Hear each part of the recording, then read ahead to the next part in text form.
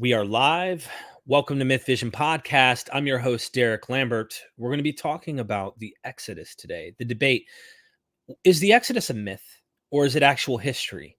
This is a serious question that scholars still wrestle around today. And there's been a recent publication in an evangelical book where there are 5 views of the Exodus. And in that book, various views from cultural memory all the way to an early Hyksos expulsion all are covered within this text. So today I have a couple experts, PhDs, if you will, in the field, that are going to be debating my good friend Jonathan Sheffield, and he's an autodidact. And Jonathan actually pressed this on me. He said, "Derek, we got to have this discussion, man." And I said, "You know what? Let's do it." And as my friend, I said, let me see if I can talk to some of these other experts because I have communication with them and see if they'd be happy to join. Jonathan's been debating a lot of people, a lot of PhDs, and I just want to say that up front, he is trying to figure things out. This is me going to bat for my friend Jonathan here, even though me and him have different ontologies. At the end of the day, he said, "Derek, put me in front of some of these people. I would love to share my view," and he is trying to learn from others as well. With that being said, I also would hope and want other PhDs in the field down the road to join in the discussion. Whether it's debate or discussion, doesn't matter. We did try to approach Dr. David Falk, but of course that is an issue where he doesn't do debates. And I may have stirred up some waters in that case where that may not happen. Don't know. At the end of the day, we're going to be seeing a debate here today. And I hope you guys join in. Try and be as open-minded as you can. I know it's difficult because we always have a football team that we're rooting for. But with that being said, let's get our intro started. And if you have any questions, super chat them, and I'll ask them during the Q&A. I'll ask them in the order that I receive them, and we're going to have an opening on each side, 20 minutes each, and then we're going to go into an open discussion, then Q&A. Don't any of you have the guts to play for blood? I'm your huckleberry. That's just my game.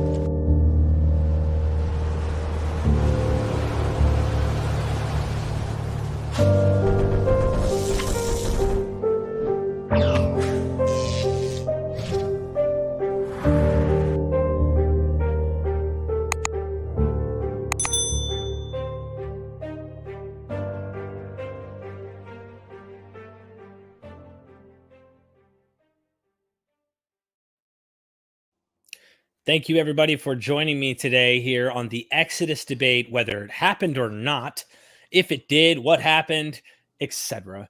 I really look forward to hearing each person's perspective, and we'll be opening first having Jonathan Sheffield and CJ Cox. They're going to go first with a 20-minute opening. I want everyone to know they have YouTube channels. Be sure to go down in the description and join them and subscribe. Go check them out. I don't care if you agree with them at the end of the day. You can't deny the cartoons that Jonathan produces aren't magical. And also, if you're a mod for Myth Vision, do me a favor. Go hunt some of these channels. Post them, brag about them in the comment section. I'd love to see that happen for Dr. Joshua Bowen. His book, The Atheist Handbook to the Old Testament, which part 2 is coming, and I think we're going to be talking more about some of the details that might be talked about today. And also we have Dr. Maggie Bryson. She's an Egyptologist. So I didn't want to spend too much time, but is there anything in the intro that you would like to plug about yourself before we actually have the introduction where you start on the Exodus? Everyone wants to be humble. Everyone wants to be like, no, let's just do this. Let's get our, as you saw the tombstone scene, I'm your huckleberry. Let's get our weapons drawn and let's start. Okay. We'll let Jonathan and CJ go first. And then after that, we'll have Dr. Josh and Dr. Maggie Bryson. Okay. Just let me know when everything's up on screen. Good to go. And give me 1 second just to get started.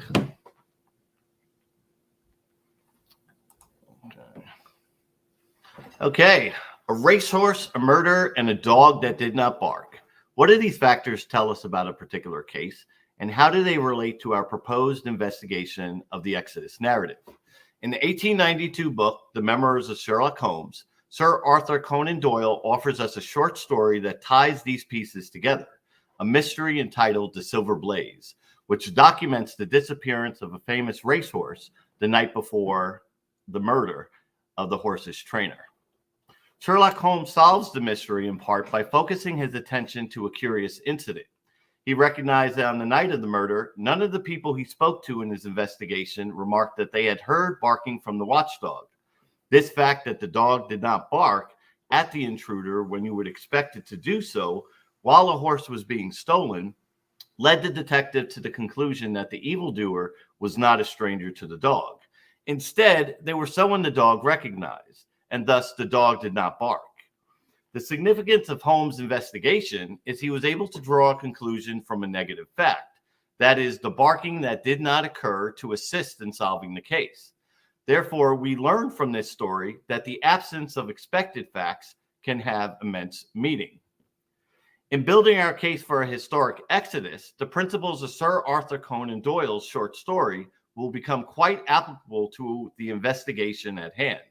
In truth, modern scholarship's alternative to the Jewish records is a naturalistic explanation reliant on an argument based on silence. However, the silence does go both ways.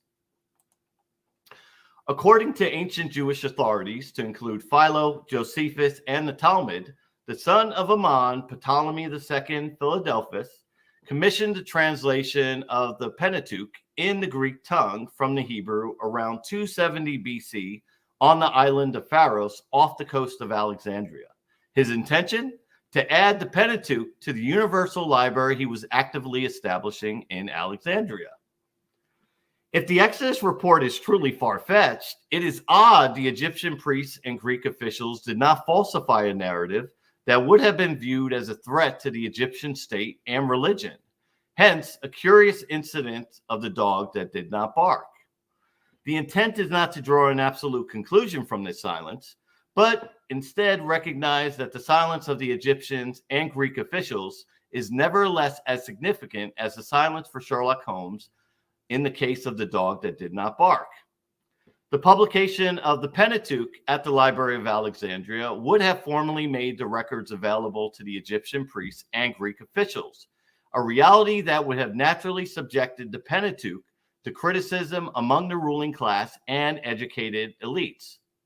With this in mind, how do we explain the absence of an expected fact from the record regarding such a bold claim by the Jews, especially from the Egyptian priests and Greek officials? To be clear, our argument is not based on a hypothetical assumption, but is supported by the following empirical facts of history. Fact 1, in the field of Egyptian history, the Egyptian priest Manetho was quite critical of Herodotus, charging him as a falsifier of facts of several points of Egyptian history as a result of his ignorance. This initial fact offers 2 points of reference.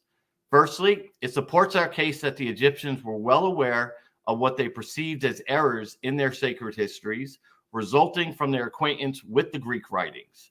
Second, it provides evidence that when they encountered such errors, they responded accordingly. Oddly enough, Manetho's silence with respect to Hecataeus' Egyptian history, which included material facts that are consistent with the book of Exodus. Hence, a prime case of the dog that did not bark. Fact 2, one area commonly assailed by Greek, Egyptian, and Latin authors during the Hellenistic and Roman period is the origin and early history of the Jewish nation. The literary evidence demonstrates that ancient writers frequently weighed in on this specific issue.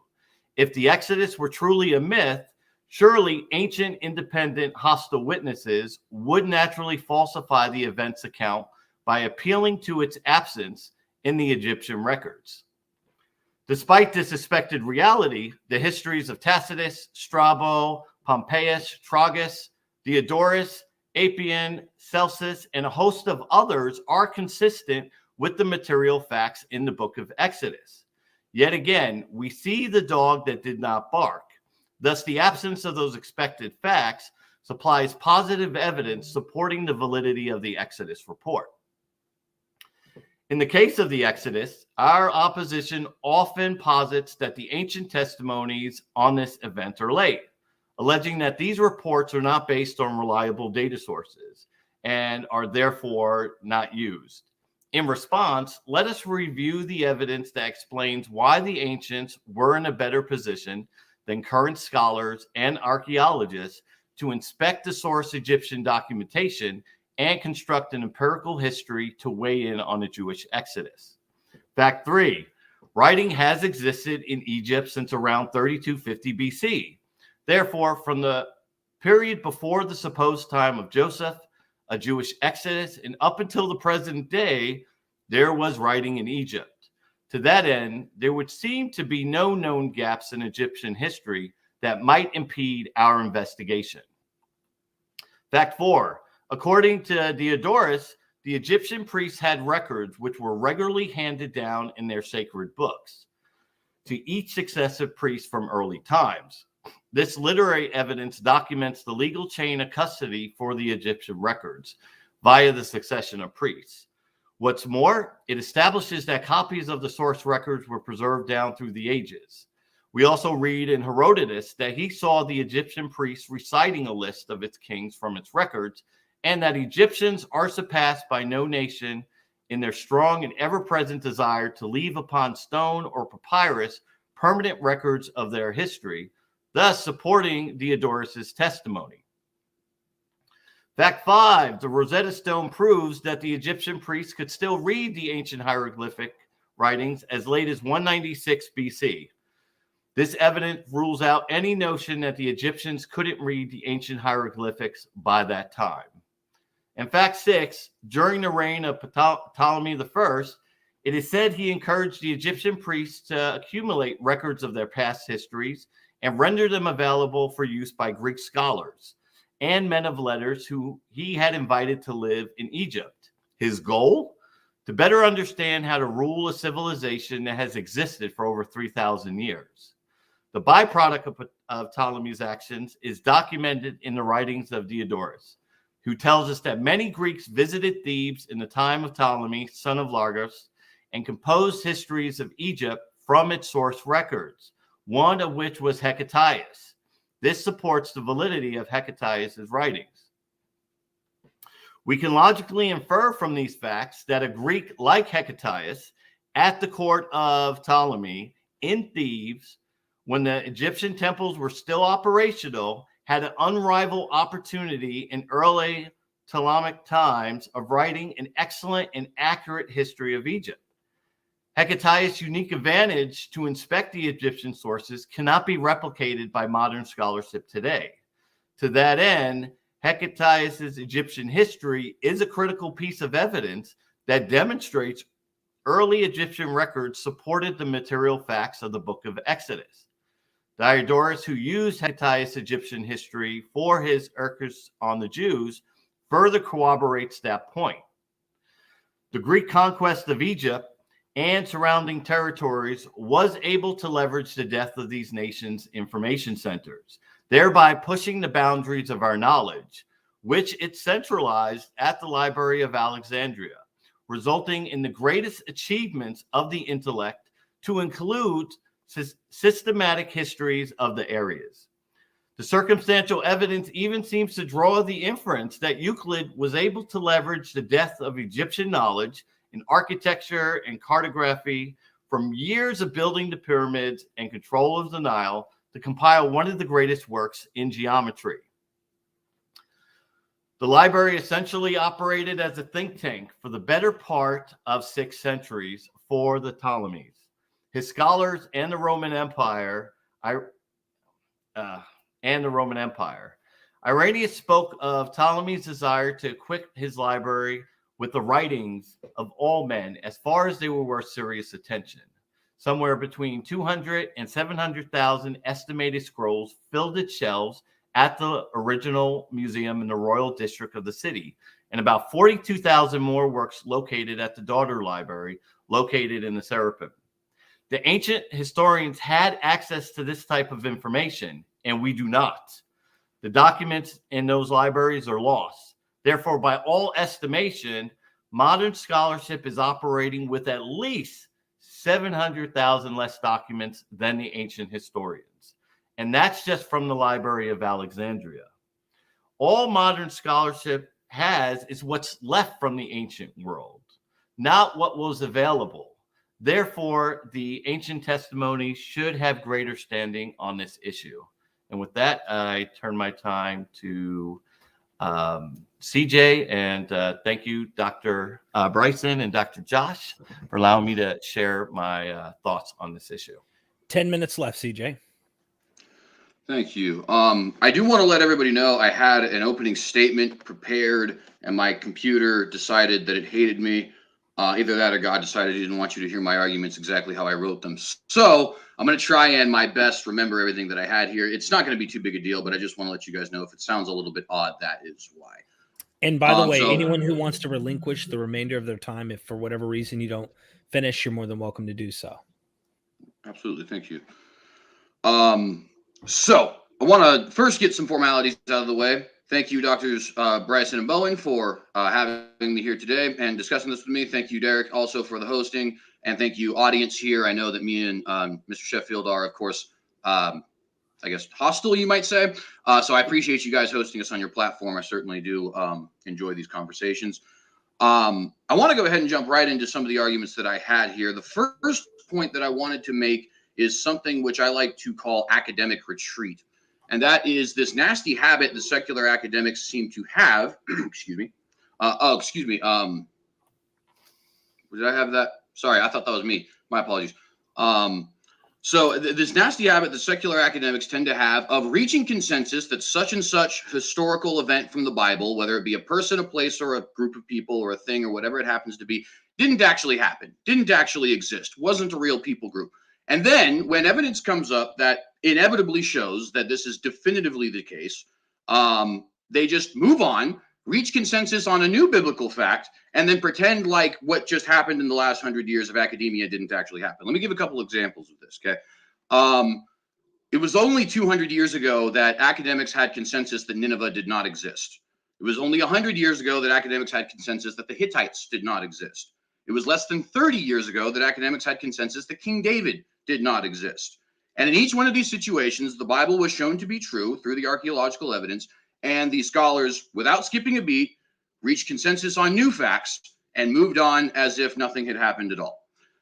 There will come a time very soon when we will know beyond any shadow of a doubt the Exodus did happen, and when academics are no longer entertaining the idea of Exodus mythicism. That absolutely will happen. I guarantee it. It'll happen in our lifetime. And when it does, we're going to see the academics shuffle to a new fact, pretend that that fact is not actually based in historical evidence because we don't have the archaeology or so on quite yet, and completely not miss a beat here with the academic retreat, as you will, attacking the Bible without any sort of a serious reason to do so. I personally would like to break that cycle. I think it's a little ridiculous. I think it shows a very clear and obvious bias against the Bible. Even if I was an atheist, I would be making the same claim to you. I don't go to everybody saying, hey, we shouldn't trust the Greek histories because they talk about Greek gods. That's not how this kind of thing works. I would hope that we could understand that that is a little frustrating for those who are Christians. And maybe even if you're not convinced of why I'm so skeptical of academics, you could at least be a little sympathetic to why I'm so skeptical, of academics. With that being said, I got a couple actual evidences because that, of course, is just a brief notation. So the first thing is, you guys aren't going to like this at first, but I promise you it's actually a good argument. The Bible says that it happened. Now, let's be clear. This is not, the Bible says that it happened, and the Bible is the infallible word of God, therefore it must have happened, right? This is no different than saying Herodotus's histories say that Thermopylae happened, so that's evidence Thermopylae may have happened. Or the Sumerian kings list says that Gilgamesh was a real king, so that's evidence that he may have been a real king. It doesn't prove the case, but what we have here is a very old document, in the case of the Bible, a very old collection of documents that are telling us this historical event took place. This is important for a couple of reasons. Number one, this collection of documents is actually multiple independent sources. There is no scholar who would disagree with that particular phrase. The Bible is not one book, right? The Bible is multiple books. The book of Isaiah is written by Isaiah. The book of Hosea is alleged to be written by Hosea. There's not going to be agreement in this panel as to who wrote the Torah, but it wasn't either of those two figures is the point. This is actually multiple independent sources from different areas in time and even from different areas of the land of Canaan. Some of them maybe even writing from outside of the land of Canaan. The second thing that makes this important is the Jewish Bible actually functions as the history of the Hebrew people. This is not just a religious text, in other words. If we were to go to the Sumerian kings list, we would see that it starts off by saying, and the kingship descended from heaven, therefore making it kind of a religious text. In other words, it's describing a little bit of the religious traditions of the Sumerian people. But we also know that this particular document is giving us some historical facts, right? Or at least potentially giving us some historical facts. Some of the kings on the Sumerian kings list we can verify did actually exist. But nonetheless, the point just being that this is actually what functions as the historical collection of records for the Hebrew people, right? The other thing that makes this incredibly important is, of course, that the Bible is very old. This isn't a source that comes from 2021. Yeah, sorry, I was going to say that right. That says, hey, here in 2021, we believe that the Exodus happened. These are sources that come from 500 BC, 800 BC, potentially as far back as before 1000 BC, saying, hey, this is actually what happened in our history. So I do think that even like if you just take the Christian cap off, put on your atheist cap for a moment, and just simply take things at face value, the Bible saying that the Exodus did happen is indeed evidence that the Exodus did happen. The second thing that we can look at for evidence the Exodus did happen is Jewish tradition. This can be split broadly into two different categories. There is Jewish tradition, which stems directly from the Exodus, and then there is Jewish tradition, which stems either from Egypt itself, or the Egyptian culture. So, examples of the first, we have Passover, we have the status of the Levitical priesthood, we have where the Hebrew calendar starts. There's, of course, numerous other things we could go into, but this is just a small collection of facts for the sake of time. Passover is a celebration specifically of the Exodus event. It's also a somewhat somber holiday. It's not incredibly joyous, right? You eat bitter foods, you work in haste, you commemorate that time that the death angel didn't kill your child. It's not exactly like Christmas time, right? And we have this holiday going as far back as we can actually take Israelite history that demonstrates that celebrates this alleged event in Hebrew history. I would argue that just as the 4th of July is evidence that there is indeed an Independence Day in July 4th, 1776, you could also say that the Passover holiday is evidence that there was actually a Exodus. And by the way, interesting thing about the Passover, it's not like some other holidays where we could actually associate it with a well-known holiday motif, if you will. In other words, it's not a solstice holiday. It's not a winter festival. It's not a harvest festival. It seems to be a little bit random if we don't have the Passover to explain it. That second example is the status of the Levitical priesthood. The Levitical priesthood is essentially a religious caste, right? This religious caste has complete and total monopoly over the religious traditions of the Hebrew people and is not able to get out of the monopoly of the traditions of the Jewish people. Where did they establish their authority from? According to the histories, Moses, the lawgiver, was a Levite. Aaron, the first high priest, was a Levite. And it was the Levites who were the loyal tribe, if you will, during the wandering time and who did Moses' bidding. This is what is considered to be their legitimacy and what actually gives them credit, so to speak, right? I would argue if a certain war, for example, if a certain dynasty, for example, the Julio-Claudian dynasty, is evidence that something gave them their legitimacy, namely the Augustinian Wars, right? So we could say something gave these Levites their legitimacy, and the Hebrews told us it was their very important role in an Exodus. We have to give them something that gave their legitimacy. There's some reason the rest of the Hebrew tribes submitted to the smallest and weakest of the tribes and gave them complete and total monopoly over religious matters. History says that it is or at least Jewish tradition, says that it is the Exodus and their role in it that gives them this lofty status. Another example of this is the beginning of the Jewish calendar. A lot of people will actually say Rosh Hashanah is the beginning of the Jewish calendar. That is a modern tradition. If you read the Bible itself, it says that the first month of Nisan or Aviv, depending on what you want to call it, is the month of Aviv or Nisan, not the first month. It's the same thing, right? This is actually the first month of the Jewish calendar. Why is this the first month of the Jewish calendar? Well, because this is the month, at least according to the tradition, this is the month when they left Egypt, when they go and start to be their own independent people group, right? This is the month of the Passover. This could potentially, depending on how quickly they actually got to Mount Sinai, this could be the month that they actually had first arrived on Mount Sinai, though a lot of people think that might have actually been the third month. The point being, Why does the Jewish calendar start at this time? The Gregorian calendar starts because the Julian calendar started on January 1st, and the Julian calendar started on January 1st because that's when Roman consulship started. In other words, it's not random. There is a reason the calendar starts at that time. Why does this calendar start when it starts? We do have historical evidence that tells us it's because of the Exodus tradition. Numerous other Jewish traditions there, but of course, we can move on for sake of time. Some of these traditions don't find themselves. Say again? That's time, my friend. All right, for sure. See, that's why it would have been better if I had it written out. But nonetheless, I'll go ahead and say other stuff later. Yeah. We have open after we get done with the opponent, if I could use the term, the other side's opening, we'll be able to have open conversation. So now it's turned over to you, Dr. Josh and Dr. Maggie Bryson. All right. Thank you very much. I apologize. I think it's Nora in the background's screaming, so it's hard to tell. All right. There's quite a bit of information that scholars discuss when dealing with the topic of the Exodus from Egypt, both as it is presented in the narrative of the Hebrew Bible and as it can be understood from historical and archaeological sources. There are several interpretations that scholars hold with respect to this evidence. The more traditional position, that the Exodus was a historical event that took place in the 15th century, much as it is described in the Hebrew Bible, is held by only a small number of scholars. Those that believe that there is likely at least a historical kernel that lies behind the events appear to make up the majority view, with a small percentage of these arguing for the general historicity of the events as described in the Exodus. Those that conclude that there is some historical event or events that stand behind the story generally conclude that they would have taken place in the 13th century BCE. Finally, there are other theories that consider the Exodus to be either not historical or to have become a cultural memory that was passed on and reworked to suit the needs of those transmitting the story. Let's begin with the data that scholars have to work with. The first references to the Exodus tradition or traditions come from the texts of the Hebrew Bible itself. Perhaps the earliest can be found in Exodus 15, the so-called Song of the Sea.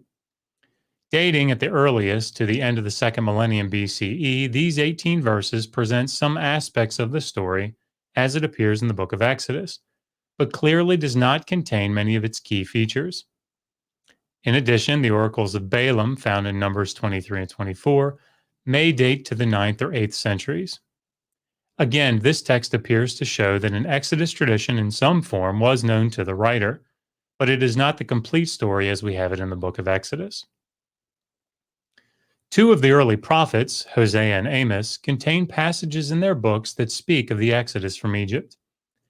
As with the Song of the Sea and the oracles of Balaam, while the prophetic writings date relatively early, the 8th century, they do not appear to contain a full or closely parallel version of the Exodus tradition seen in the other texts.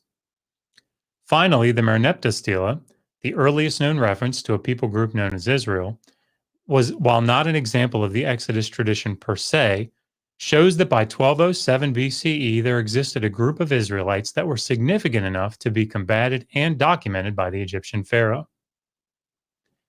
There is also some evidence from Egypt itself that bears on the Exodus discussion. Beginning with the textual data, there is an incredibly important and sometimes overlooked group of texts that was found at Tel El Amarna, dating to the 14th century. Because these texts describe interactions between the pharaoh and his vassals in the land of Canaan, they are extremely valuable in determining the state of affairs that existed in Canaan during this period. Among other things, we learn that Canaan was firmly under the control of Egypt during most of the second half of the second millennium. This is very problematic for the Exodus story, as it would require the Israelites to leave a land controlled by Egypt and escape to another land controlled by Egypt. While the Amarna letters do not present supporting evidence for the Exodus story as told in the Hebrew Bible, there are several Egyptian papyri that establish, to greater or lesser degrees, the verisimilitude of the background of the Exodus story. We learn from these papyri that there were Canaanite slaves that escaped from Egypt, and that their route out of Egypt was in some ways similar to that which was taken by the Israelites in the story. We also see that shepherds would bring their flocks into Egypt to water them, and this was documented at the border. In addition to the textual evidence, there is also archaeological data that need to be considered. Perhaps the most difficult problem for a historical reading of the Exodus story as presented in the Hebrew Bible is the number of Israelites purported to have left Egypt. We read that 600,000 fighting men were said to have exited the land, leading to an estimated 2 to 3 million people participating in the Exodus in total. While several attempts have been made to reinterpret this figure, it seems that the text is presenting this number as it has always been interpreted. Indeed, other aspects of the story appear to rely on the fact that the Israelites were a massive horde that exited Egypt and were making their way through the desert to the land of Canaan.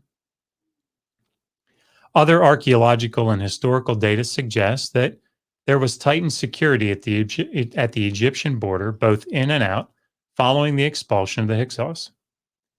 This would have made the departure of a group of Israelite slaves incredibly difficult to miss. Finally, there are several toponyms that were mentioned as part of the route that the Israelites took out of Egypt, including the cities of Pithom and Ramses. While several of these toponyms could reflect circumstances as they were in the 13th century, they quite often also fit well, sometimes much better, in a later period, hundreds of years after the Exodus was supposed to have taken place. It is also incredibly important to this discussion to examine the claims of the Old Testament with respect to the Israelite conquest of Canaan. According to the biblical text, this conquest would have taken place during the Late Bronze Age, either around 1407, the conservative view, or sometime in the mid to late 13th century, the more mainstream view. In order to determine the historical validity of these accounts from an archaeological perspective, we need to ask two questions of the data. First, do we see occupation of the city said to have been destroyed in the narrative during the Late Bronze Age? And second, if there was occupation during this period, was that occupation destroyed at the required time? Put more simply, if the Bible says that the Israelites destroyed these cities, were there people in them? And does the archaeology show that these cities were destroyed? We begin with three cities that are purported to have been destroyed before the Israelites crossed the Jordan: Arad in the Negev and Heshbon and Dibon in the Transjordan. At Arad, following occupation in the 3rd millennium BCE, the site was abandoned until after the Late Bronze Age. Thus, there was no city in existence for the Israelites to destroy. A similar picture is painted by the archaeology of Heshbon, which shows no occupation earlier than 1200 BCE. Finally, at Dibon, we see early Bronze Age levels, followed by a break in occupation, which is only reestablished in the Iron Age.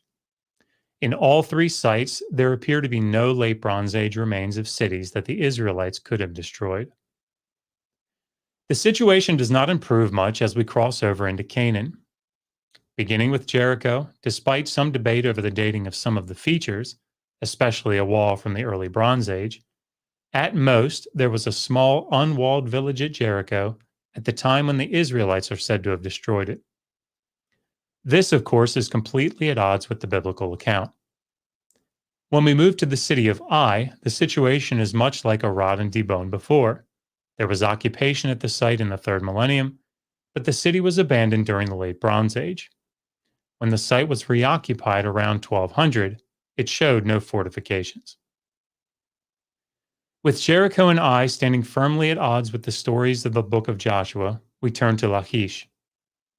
There was occupation at the site during the Late Bronze Age, with a destruction occurring around 1200.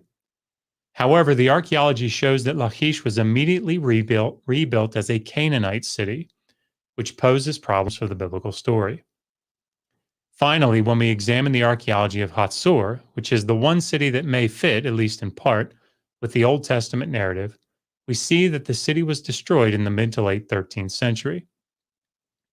This is incredibly problematic for a traditional date, and could still be problematic depending on when in the 13th century it was destroyed.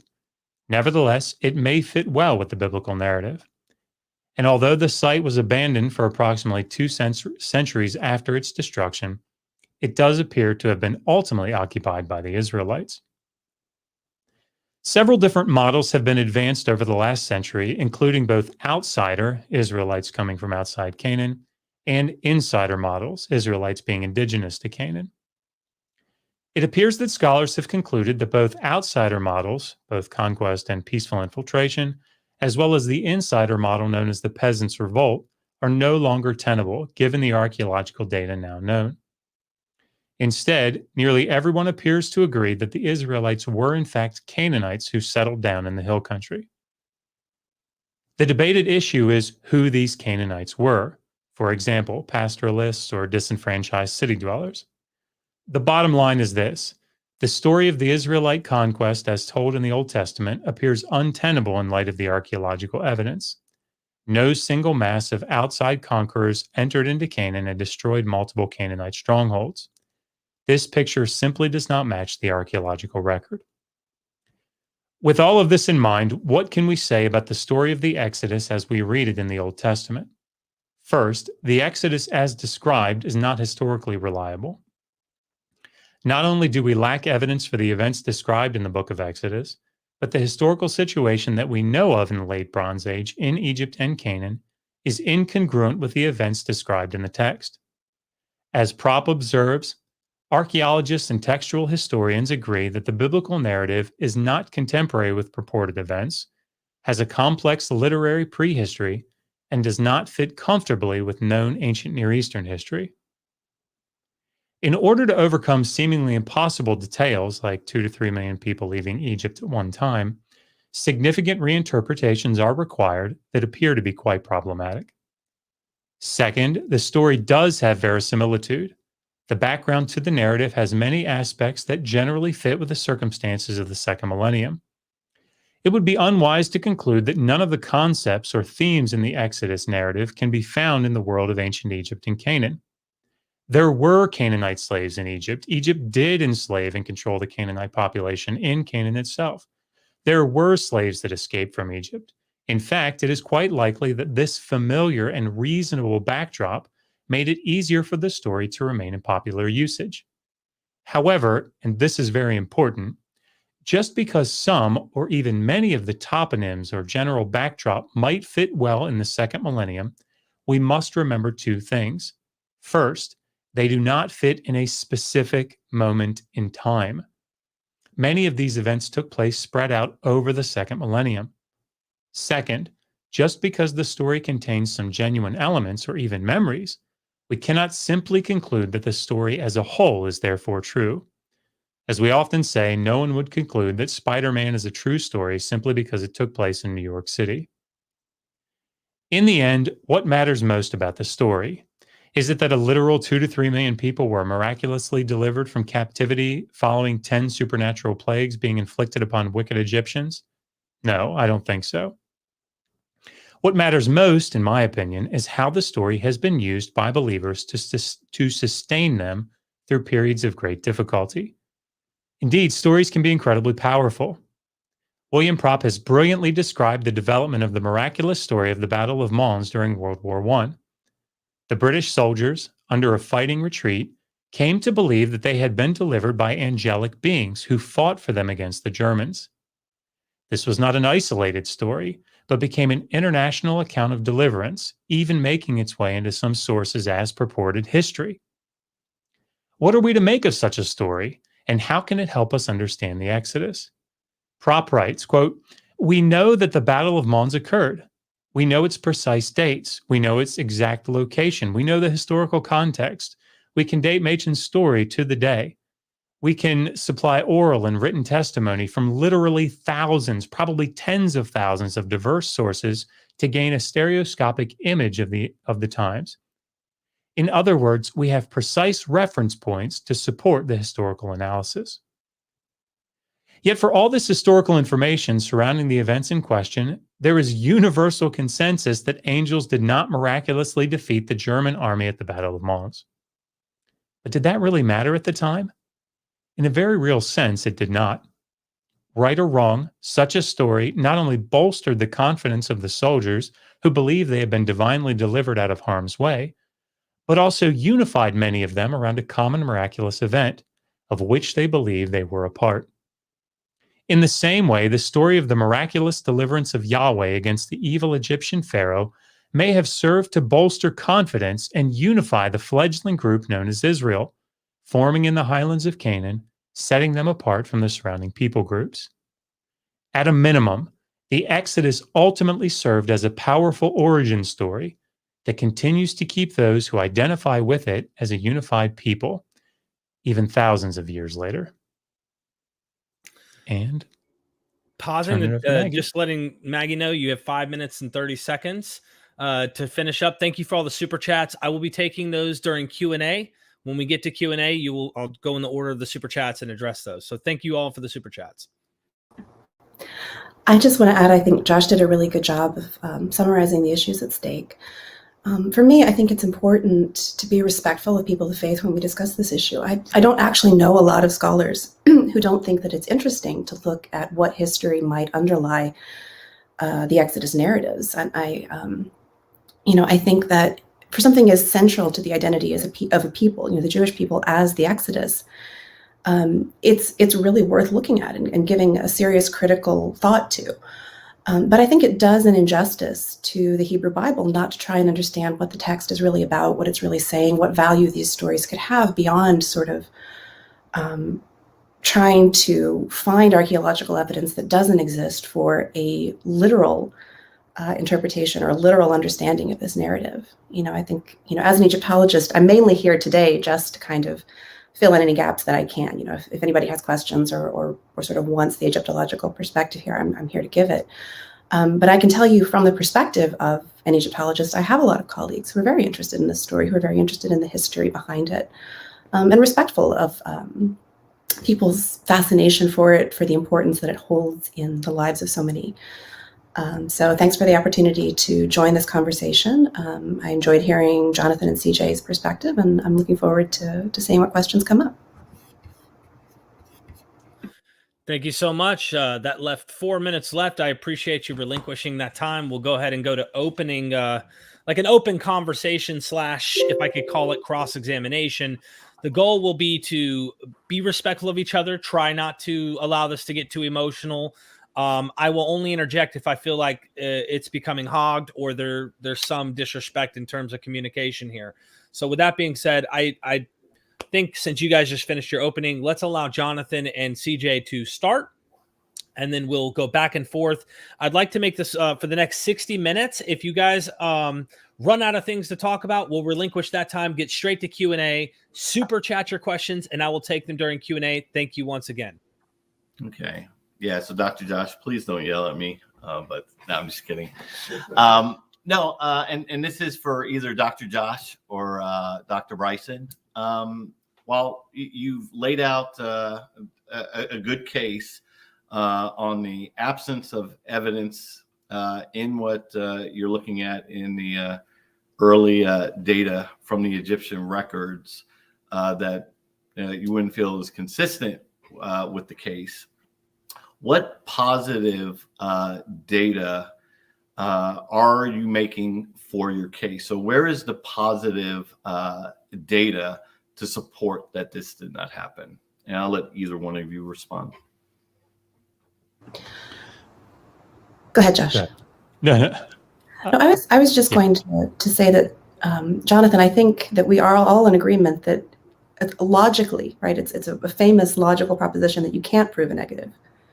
There is no logical way to prove a negative, right? The absence of evidence doesn't necessarily mean that something didn't happen. And there is no, right, there's no amount of non-evidence that you could ever marshal to prove that something absolutely didn't happen. It's just not possible. But if something didn't happen, then no, it wouldn't leave evidence, right? You're left in kind of a quandary there. And it's one of the fundamental problems of ancient history in particular, where we have problems of preservation to contend with and things like that. For me, the positive evidence lies in what we can say about people of Canaanite origin living in Egypt, not only in the late Bronze Age, but before and after, and in the sort of facts of Egyptian history as we know them that offer alternative explanations, or that at least give us an indication that if something on the scale of the Exodus as it's described in the Hebrew Bible had happened, we would have some indication, either from Egyptian or from other Near Eastern sources. So that's where I come from. I'll let Josh take over there. Yeah, and I mean, just sort of from a methodological standpoint, I think the problem that I have with the question is that it's not really how historiography is done, right? We don't start with a source and then say, okay, well, we're going to assume that this is accurate in its details until we can prove all the things that it says incorrect, right? It's far more complicated than that. Like nobody picks up the many inscriptions that we have from the 24th century about Naram Sin, right? And this series of 9 battles that he fought in 1 year and then became deified because the people of the city of Agade requested of the gods that he be deified. We don't pick up that text and say, all right, now, how can we prove this wrong? That's not really the approach, right? It's taking into account, and to be clear, like I'm a philologist, right? So I'm not a professional historiographer or something. But the approach is to take the data and to generate a model, right? So relying on things like, well, it's possible that X is the case, while absolutely plays a role at certain points, it's sort of a last resort role. And what we don't do is begin with the conclusion that X ancient text as it stands is true, and now we have to figure out a way to make that work. If that makes sense. Yeah, the one follow-up question I would have on that, just from an archaeological perspective. So when we're trying to construct an empirical history, don't we begin with the artifact? So if we have a site, so our empirical basis is the site and those artifacts, and then from there, we're building that. And I'll let either Dr. Maggie Bryson and Dr. Josh and Yeah, go ahead, Mag, if you've got something you want to say. I just wanted to jump in as an historian and say that Jonathan and CJ, you're both right that historians, academics often have prejudices. You know, what Josh is describing is the way that we all want to work. We all want to look at texts as objectively as we can. Nobody wants to come to a text with a preconceived idea and then try to prove it right or wrong. But I think most people who study history probably do so because they have some investment in it emotionally, intellectually, spiritually, at some point in their lives and on some level. You know, and I don't want to speak for everyone. I'm sure there are people who really do just have a certain amount of intellectual curiosity and get into it that way, right? But you guys are right that if you look into the backgrounds of a lot of mainstream historians, you'll find that they are bringing perspectives from their own personal or religious experiences. And I think we all do that, regardless of which side of the debate today you might fall on. And I think it's very fair of you guys to point that out. And I think that it's our responsibility as scholars to acknowledge that fact and to try to compensate for it in our work. And I think most people do. You know, I think most legitimate scholars would describe what they're doing as trying to get at a truth that it's sometimes difficult to access because we do have these perspectives and we do lack positive evidence in many cases. We're doing our best with an imperfect. My apologies. Sorry, I didn't mean to try and cut you off there. No, go ahead, I wanted to just kind of build off that a little bit because, you know, I totally agree that I'm also coming at this with a particular bias as well, right? And if I had a PhD 6 or 10 or however long it took me years from now, it wouldn't be any different. I'm still very much, you know, a Christian fundamentalist.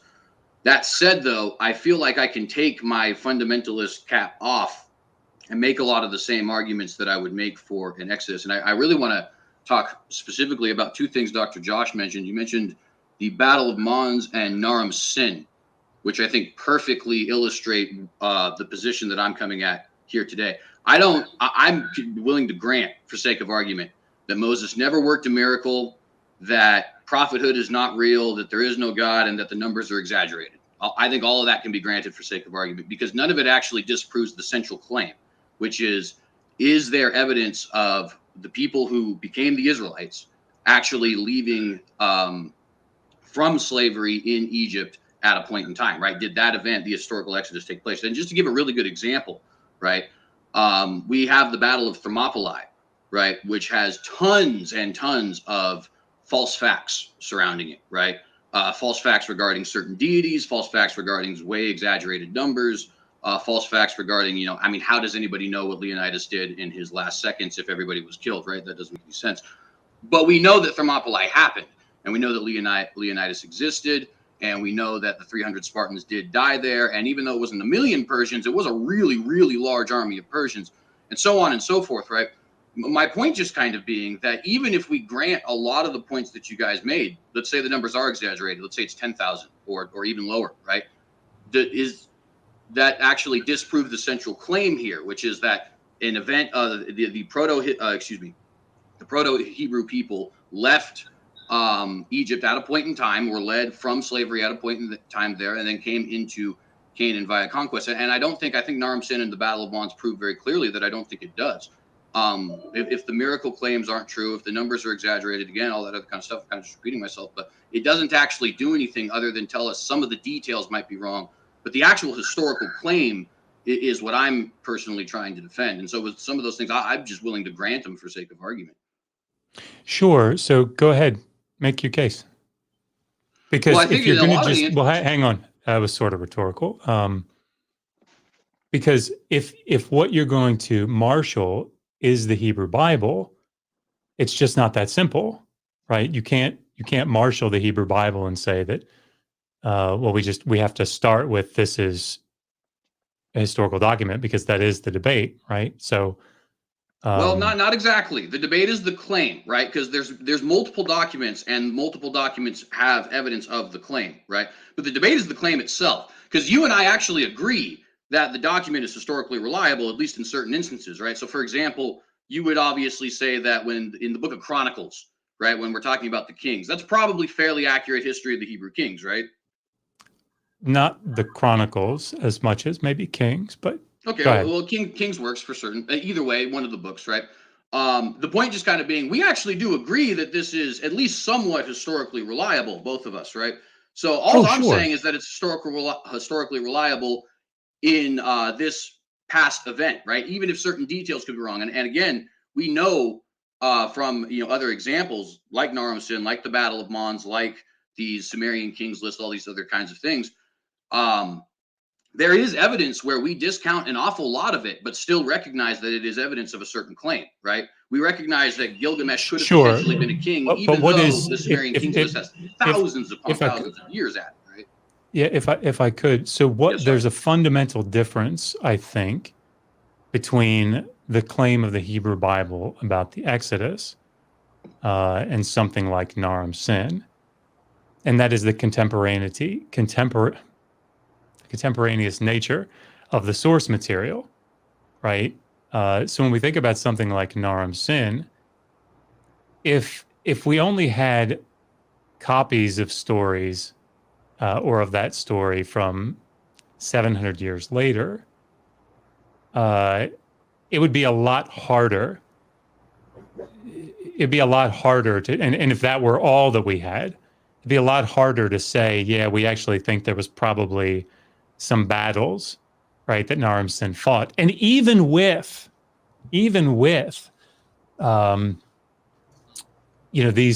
multiple accounts that we have of Naram Sin's battles from the period, and the fact that we have administrative documents that show Naram Sin's name changing from without the divine determinative to the having the divine determinative, and something like having the victory stele of Naram Sin where he's wearing the horned headdress. Like, even with all of those contemporaneous pieces of archaeological data and textual data, we still don't go, well, what this, like Joan Westenholz, like when she writes or says, she doesn't just, oh, well, this obviously happened, right? It's much more nuanced than that. And I think that's the big thing that, I think we need to drive home with this, is that there obviously are scholars that would say, very minimalist scholars, that would say, no, it's a complete fabrication from the Persian period or something.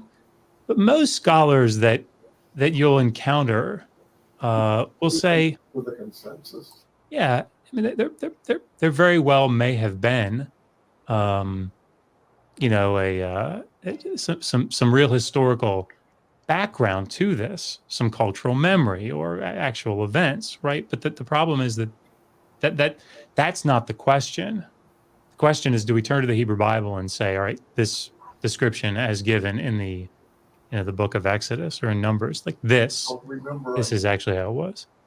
Well, Josh, can I jump in? sorry, go ahead. Please. To get to Jonathan's point about positive evidence, too, CJ, you mentioned the conquest. Josh, am I correct in understanding that the conquest is one situation where we do have positive evidence? In other words, that it didn't happen? The Yeah, Hebrew I Bible mean, lays out a specific itinerary for the conquest by the Israelites, and we can look at those sites archaeologically and note that to be that fair, I think I itinerary is could. not reflected in the record. So They I don't show the apologize. I sexual get a little conquest at jumpy that sometimes. time. I'm sorry. That's all right. I don't want to go too deep in that just because I personally think that there is a good deal of evidence in the conquest, and I think that could take us away a little bit from the conversation. But I will say, like, for example, you just some of the places you mentioned, Jericho, Ai, Lachish, and Hatzor. If anybody is interested in looking at, some of the stuff that the Institutes for Bible Archaeology or something like that. They personally argue, and all of them are PhD Egyptologists and historians and stuff like that, right? And they all argue that there's actually very solid evidence for those four towns in particular having. Now, granted, their Ai, I think, is different than your Ai. I think there's a disagreement as to what town actually is Ai. So that is something that does need to be noted. Can we pause? Can we pause there, CJ? Pause there for just a second because I think you've hit upon a really good point. Why is it a different Ai?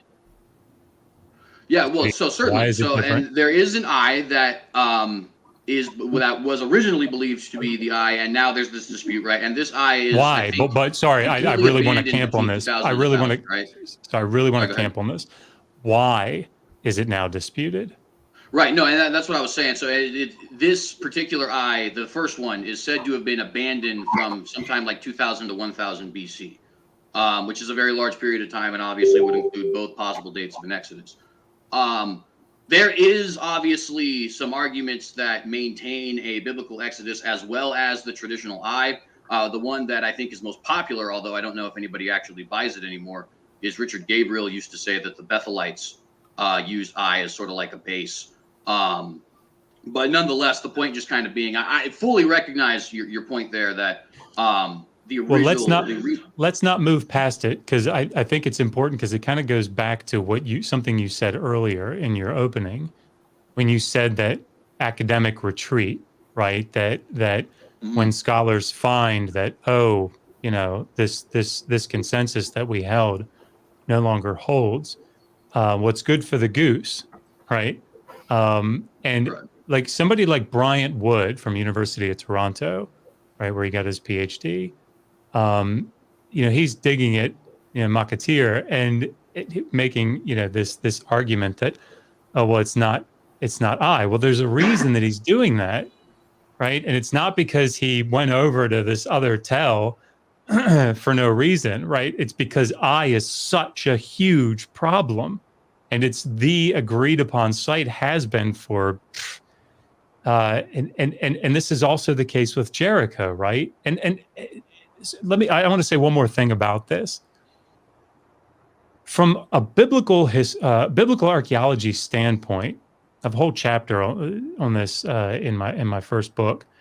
Like biblical archaeology was the opposite of what you're describing in the sense that this was a very in many ways enterprise dedicated to proving the validity of the biblical texts, right? So when people came to these sites, I mean, they were coming to these sites, organizations saying the defense of the Bible, right? Well, and I know that certainly is true a lot. Like Bryant Wood, for example, he would take the same position that I do as far as admittedly calling himself fundamentalist, right? So totally grant some of that. And I think the original German excavation of Jericho was also that way. Well, like Garstang, for example, John Garstang. I don't know that John Garstang was even a Christian. let alone he was actively definitely out to. going to defend the biblical text. That's why he was digging a chair. Right, but that's a different thing, right? Like, for example, the guy who originally discovered Troy, the whole reason that he was there in the first place is because he really genuinely believed. Now, he didn't believe in Zeus or Ares or anything like that, but he really genuinely believed that story was accurate, and he would set out to prove it, right? And so that's a different thing than saying this person may have had a religious motivation or something like Right, that. but it's 6 1, half dozen the other in this case, right? Because it's arguing for the validity of the biblical text. Yeah, but you got to understand, Jonathan's- and you would understand this greater than anybody, right? All of the ancient texts are going to have that problem. Sorry, and I will stop here because I've been hogging the conversation. But, for example, the Sumerian kings list, like I already said, it starts off saying that the kingship descended from heaven, right? Like, all the ancient texts incorporate their religion into their history. It's just like second nature to them almost. So for us to say, well, we kind of discount that because it has the supernatural religious nature, I think we would be discounting nobody's almost making everything that before the argument. 600s. Nobody's making that argument. Yeah, Nobody's making that argument. and just I'm saying, because I know we're getting a lot of really good discussion. I think I do want to kind of circle back to some of the points that I made in my opening. I know, Maggie alluded or talked about this earlier in terms of, biases or perceptions, which go back to the ancient historians. And while I understand there's an academic view today, one of the things that I think, we got to look at is the view by some of the most credible historians over a period of, some of the greatest acquisition of knowledge and learning. We're able to look at the data and they come to an opposite conclusion. I know Tacitus refers, most authors agree, that this was the origin of the Jews. We have Strabo, we even have Appian. And if you think about it, he was an Egyptian piece. He had very clear intentions to discredit the Jewish account. And largely what we get from him is positive for the Jewish exodus. So what I would like to see is, or at least understand, how do you reconcile modern consensus or the worldview of today with historians in a position, as I opened up in my argument, with better access to information that we just do not have today? Jonathan, I'm not sure. Are you directing this at me or at Josh, just to be clear? Oh, either one, Dr. Josh, or Dr. Bryson. Let me give you my perspective, which is that I'm not sure I understand your question entirely, because there isn't one modern perspective and there wasn't one ancient perspective either, right? Josephus and Appian were at odds. They had access to the same material nominally, but they were at odds about how to interpret it. Josephus had to, right, for starters, Manetho and Appian, because we're talking about epitomes of these texts anyway, right? We don't have Appian's works at all. We don't have all of Manetho. We have the bits of Manetho that Josephus and other authors thought were important because they addressed this, or had the potential to address the issue of Israelite history in Egypt. So Manetho, right, talks about the Hyksos. He talks about Canaanites who lived in Egypt, who came to rule it, and the fact that they were driven out of Egypt by the Egyptians. Josephus turned to that and said, this must be the Exodus, right? Josephus thought that Manetho's account of the Hyksos described the Exodus. But again, I don't think that that's what we're, a modern, right, scholar looking for the historical Exodus would necessarily turn to, right? Because if I understand correctly, right, we're talking in terms of the middle of the 15th century to the around 1400 BC, right? And the Hyksos episode takes place a little before that. Again, this is if we can get that kind of chronological resolution, which isn't certain. Yeah, no. I'm not sure I understand your premise. Well, in that neither modern historians nor ancient historians were really in agreement on how the Egyptian sources spoke to the Exodus tradition. Well, I think if we look at the statement, and what I'm trying to say is the consistent or the material facts of an Exodus, Exodus. So when Tacitus refers that there was a great plague, well, that's consistent with an element in the book of Exodus. When they talk about an expulsion from Egypt because the gods were upset, we have that element. We also have the element that, of character of Moses. He was the leader of this group. They went to Judea. And then, we see elements of that in Apian, Strabo. And while there are differences when we look at Manetho, we look at Apian, these elements of the Exodus that is consistent with the book is in their histories. And so what I'm saying is they Hecatius, he was at Thebes. Ptolemy's opened up all this access to Egyptian records. Diodorus confirms that these records were there. So why are we in a better position today to inspect the Egyptian documentation than these scholars who make pretty clear case of the Jewish Exodus? So the material facts they basically agree on.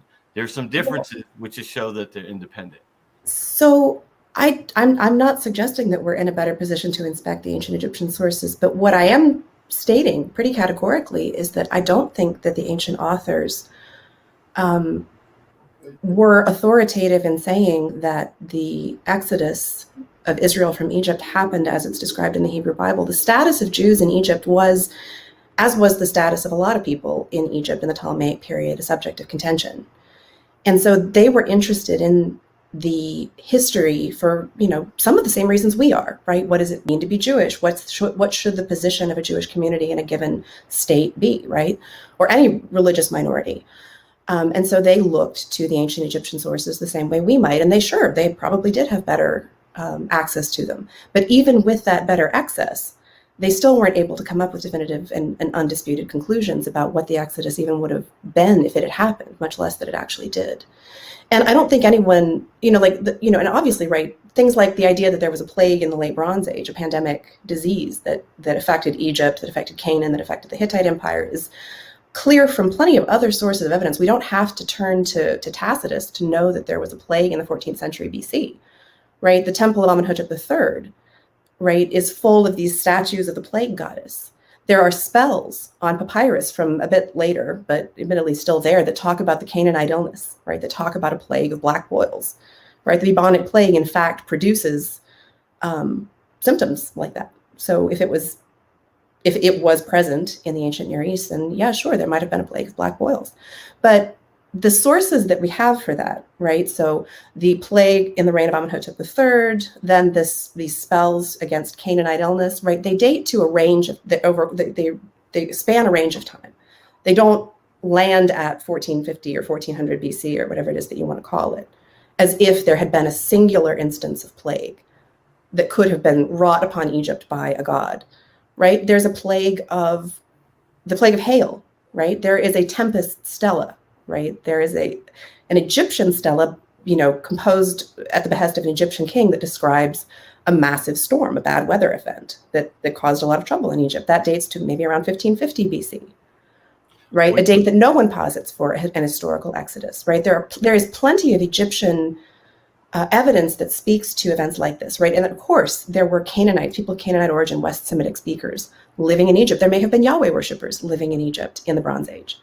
But the idea that all of that evidence coalesces around a singular point in time, as we would expect, were the Exodus historical, is not supportable.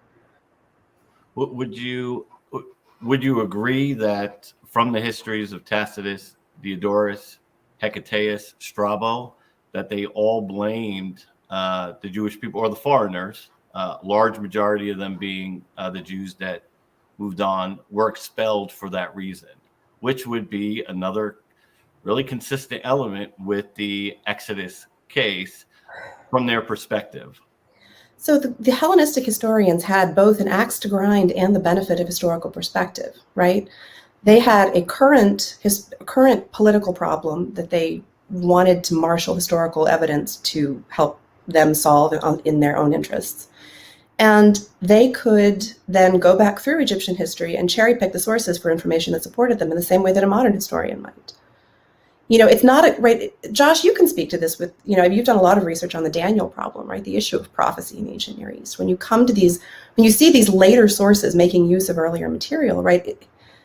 the fact that they agree isn't coincidental, right? They're drawing on the same body of evidence, and they're referring to each other, right? They're epitomizing each other, right? They're constantly citing and referring to one another. They are telling the same story, but it's not because that story is necessarily true. They're telling the same story because they got there the same way and because they're reading each other. So that would be my perspective. I don't think the Daniel part will help here because I think Jonathan and I are also going to disagree on that. But yeah, no, I agree with you completely. We had a debate about this several months ago. And it was the same. Jonathan and I were having the same discussion that you and he are having. Because like, when Maggie, as you're pointing out, like when, references made to Alexander the Great coming, to the Jewish high priest and being shown, that, here you are, right, in the book of Daniel, that's not like, there aren't historians that will look at that and say, well, we can, there's a peg that we can, nail that we can drive into the wall. And because there's definitely, as you put it, there's motivation, there's commitment. There's a reason that he's utilizing that, and that it's part of it is he's utilizing the text, right? But I don't think Jonathan, I don't think you'll agree on that. So. And I think it just comes down to these Greeks did have biases, and the purpose of picking Tacitus, Strabo, Diodorus is they were very anti-Jewish in their writings.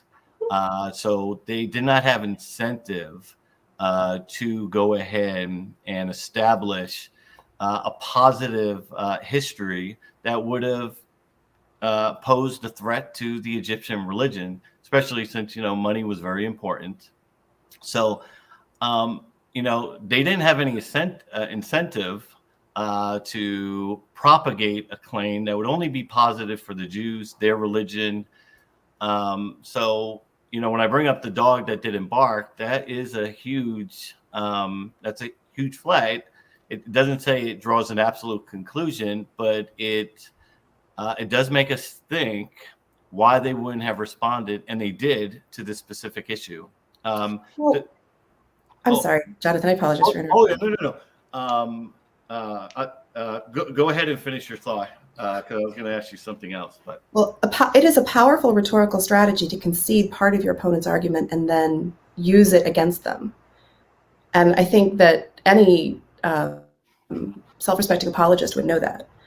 So if you are an apologist for the ancient Egyptian pagan religion, right, to concede the point that your opponents are making and then to turn that to your own advantage, right? Or if you are a Jewish apologist in a bad position in Egypt, either way, right, agreeing on the terms of debate and then trying to take what are supposed facts and cast them to your advantage would have been a valid rhetorical strategy for either side. So I don't know that I agree with you that particular piece of that particular argument is helpful here. But again, even if we all agree, right, that the ancient historians could see the same thing we're seeing, which is that there were a lot of different things that happened over the course of the Bronze Age that could have played into the Exodus tradition, right? I mean, I don't see necessarily how that speaks to the idea that the Exodus was a big one-time event the way it's portrayed in the text. But anyway, I'm turning it back over. Yeah, and I think I know Dr. Johnson and I have had these discussions. I've talked with CJ about that. From your perspective, an Egyptologist, what would it mean in the ancient world, or for Egypt, for a large group? We don't have to get to a 600,000, but I mean, even if I just stick with the historians Tacitus, Strabo, say there was a large number that was expelled.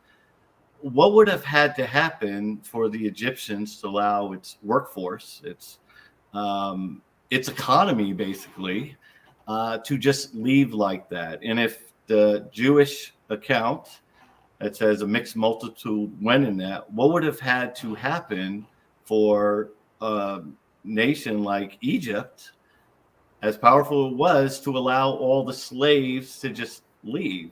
Well, let's be clear. Egypt, from my perspective, did not allow hundreds of thousands of slaves to walk out. No, I would agree with you from the standpoint that they wouldn't allow it to happen. They didn't. I mean, because the Exodus narrative says that whether the Egyptians wanted it or not, hundreds of thousands of people left Egypt at the same time. If that had happened, it would have caused an unprecedented crisis for the Egyptian state. That's pretty, that's a big chunk of the actual population of Egypt as a whole at that time. I mean, it would have been, again, population estimates for the ancient world are subject to debate, but we're talking about single digit millions at the very most for the entire population of Egypt. If the Israelites, in the numbers that the Exodus text specifies, had left Egypt at once, it would have wreaked havoc on the political economy of the entire ancient Near East. Right? And if such a big deal. I want to make sure we're all like on the same page here. So, if you go to Exodus 12, where this comes from is, 1237 talks about 600,000 fighting men, right? Men on foot.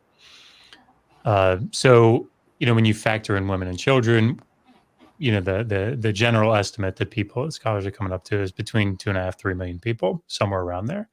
And that's a little conservative.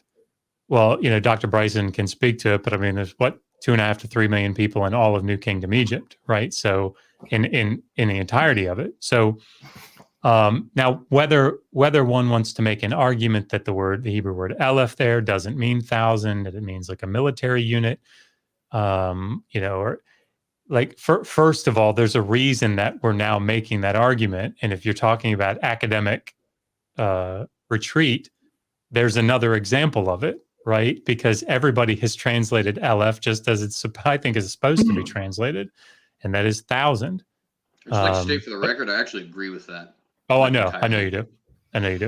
But so not you. And I think actually the biblical narrative, in a lot of ways, at least in its canonical form, requires this massive horde, right? I mean, you think about the oracles of Balaam, and you think about that story, and they're licking up the ground, right, opposite Jericho.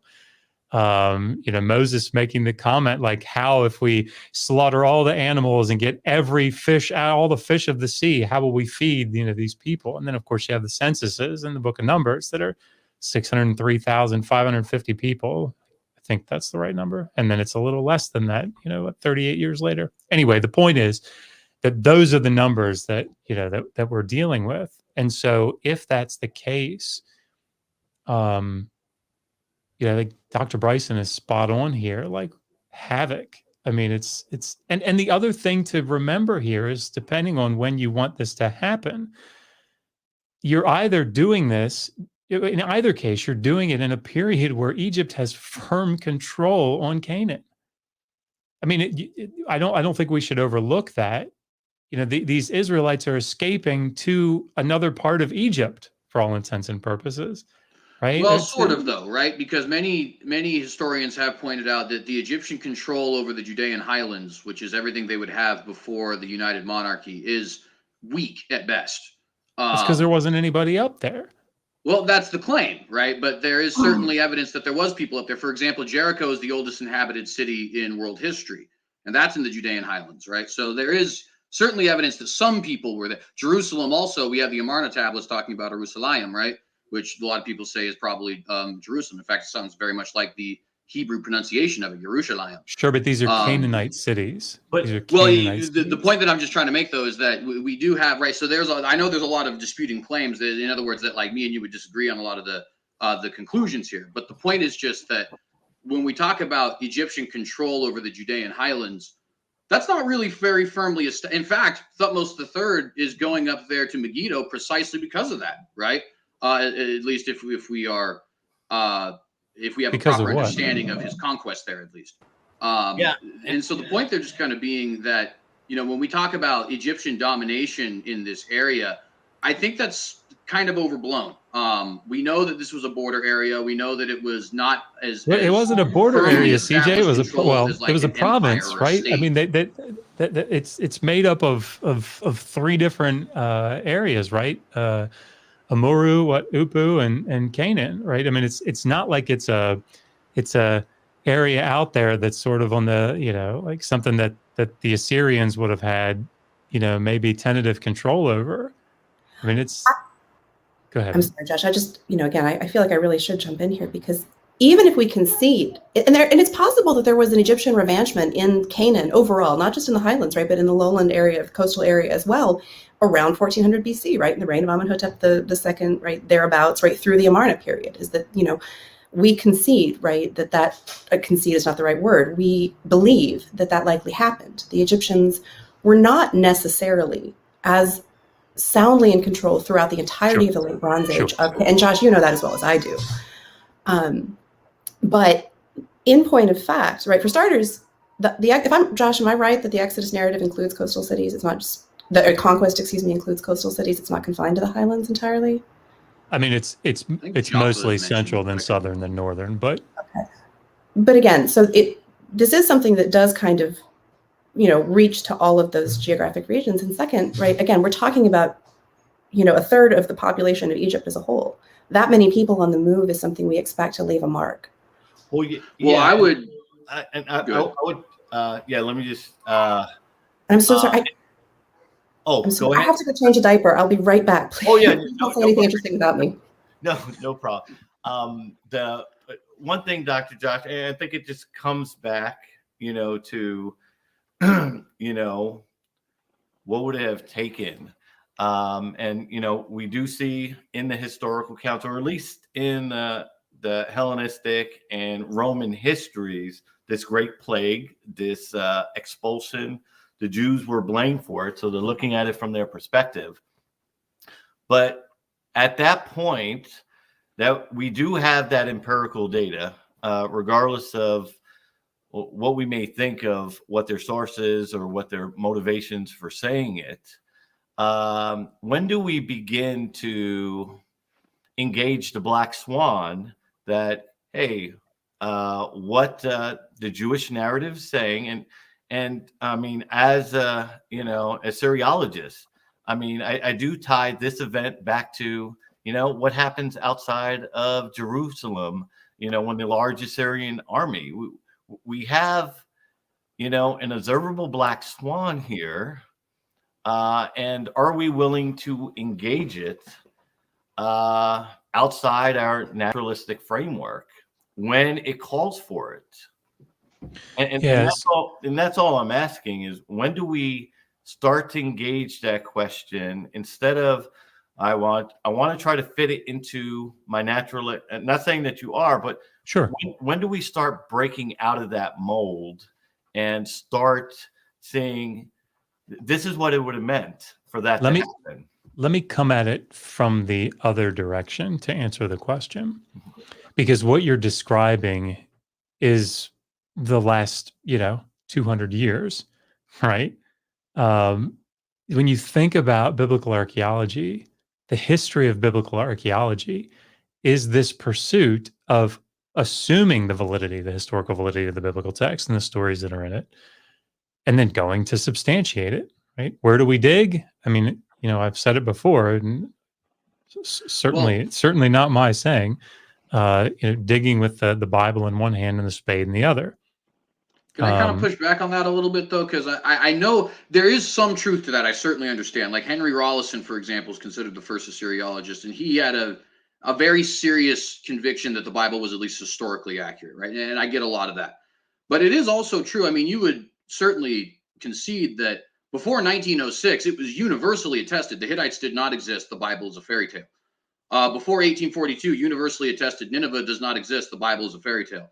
I can't remember the exact date it was dug up, but before we got the Chaldean stele, the House of David didn't exist. The Bible is, you know what I mean? So while it is true in one end that certain people were there trying to prove the narrative, it's also true that the academic consensus has always had a vendetta. Well, I strongly disagree. So I mean, isolating certain aspects. So, for example, any fundamentalist evangelical would say that William, Albright was a liberal, right? But I mean, he argued for the basic Actually, owns his book. historical validity of the text, right? And so this isn't a question of theological commitments. I think that's a separate issue. What I'm describing, and I mean, often, very often, there were theological commitments that came in, right? But on the whole, what I'm saying is that what Jonathan is saying is that, like, starting with this idea, like, at what point do we say, all right, we're gonna, if I heard you correctly, Jonathan, at what point are we going to say, let's take it as it stands and engage with it in that way? That's what biblical. Go ahead. Yeah, and I would just say, and you're right. I would say when it warrants. I'm not against the naturalistic model. In most cases, this is what we're going to expect to find. But I would equate what happened in the Exodus for, as Dr. Bryson was saying, they wouldn't have allowed that to happen. But, we do have a lot of reports that it did.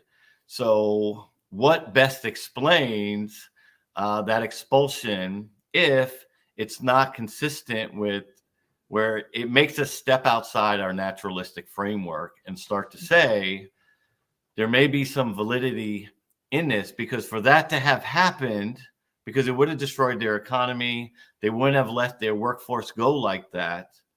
And then, I am trying to grab the empirical data, whether, it's from the Hellenistic periods to Roman periods. They did identify core elements, which then makes me ask, what would have allowed the Egyptians to do that? Yeah, and I think this is why I say, how did we get where we are, right? In this debate, like, how did it get here? So James Hoffmeyer, for example, I think this is a really good example of this. A brilliant Egyptologist. And I think it's in his 2005 publication, but he's talking about this number of, the 600,000. And he makes the argument that it means a military unit, that Aleph there means a military unit. But when he opens up about why, he says, well, like, we know now archaeologically, and I'm paraphrasing, but that we know archaeologically and historically that 600,000 fighting men doesn't work. So we have to look for another explanation. See, for me, what you're describing is where we've come from, right? People coming at this and other biblical stories from that perspective. And the reason that we're where we are today is because people excavated at Jericho, people excavated at Heshbon, people excavated at Dibon, people excavated at Arad, and they went, okay, well, this doesn't fit, right? And so now the interpretive model has to shift. This is why we are where we are. So I don't think it's a question of, well, we want it to fit naturalistic means or something like that. It's what model best accounts for the data. And if you have later data, and I'm in no way an expert on Greek and Roman historians, I'm the last person you should ask about that.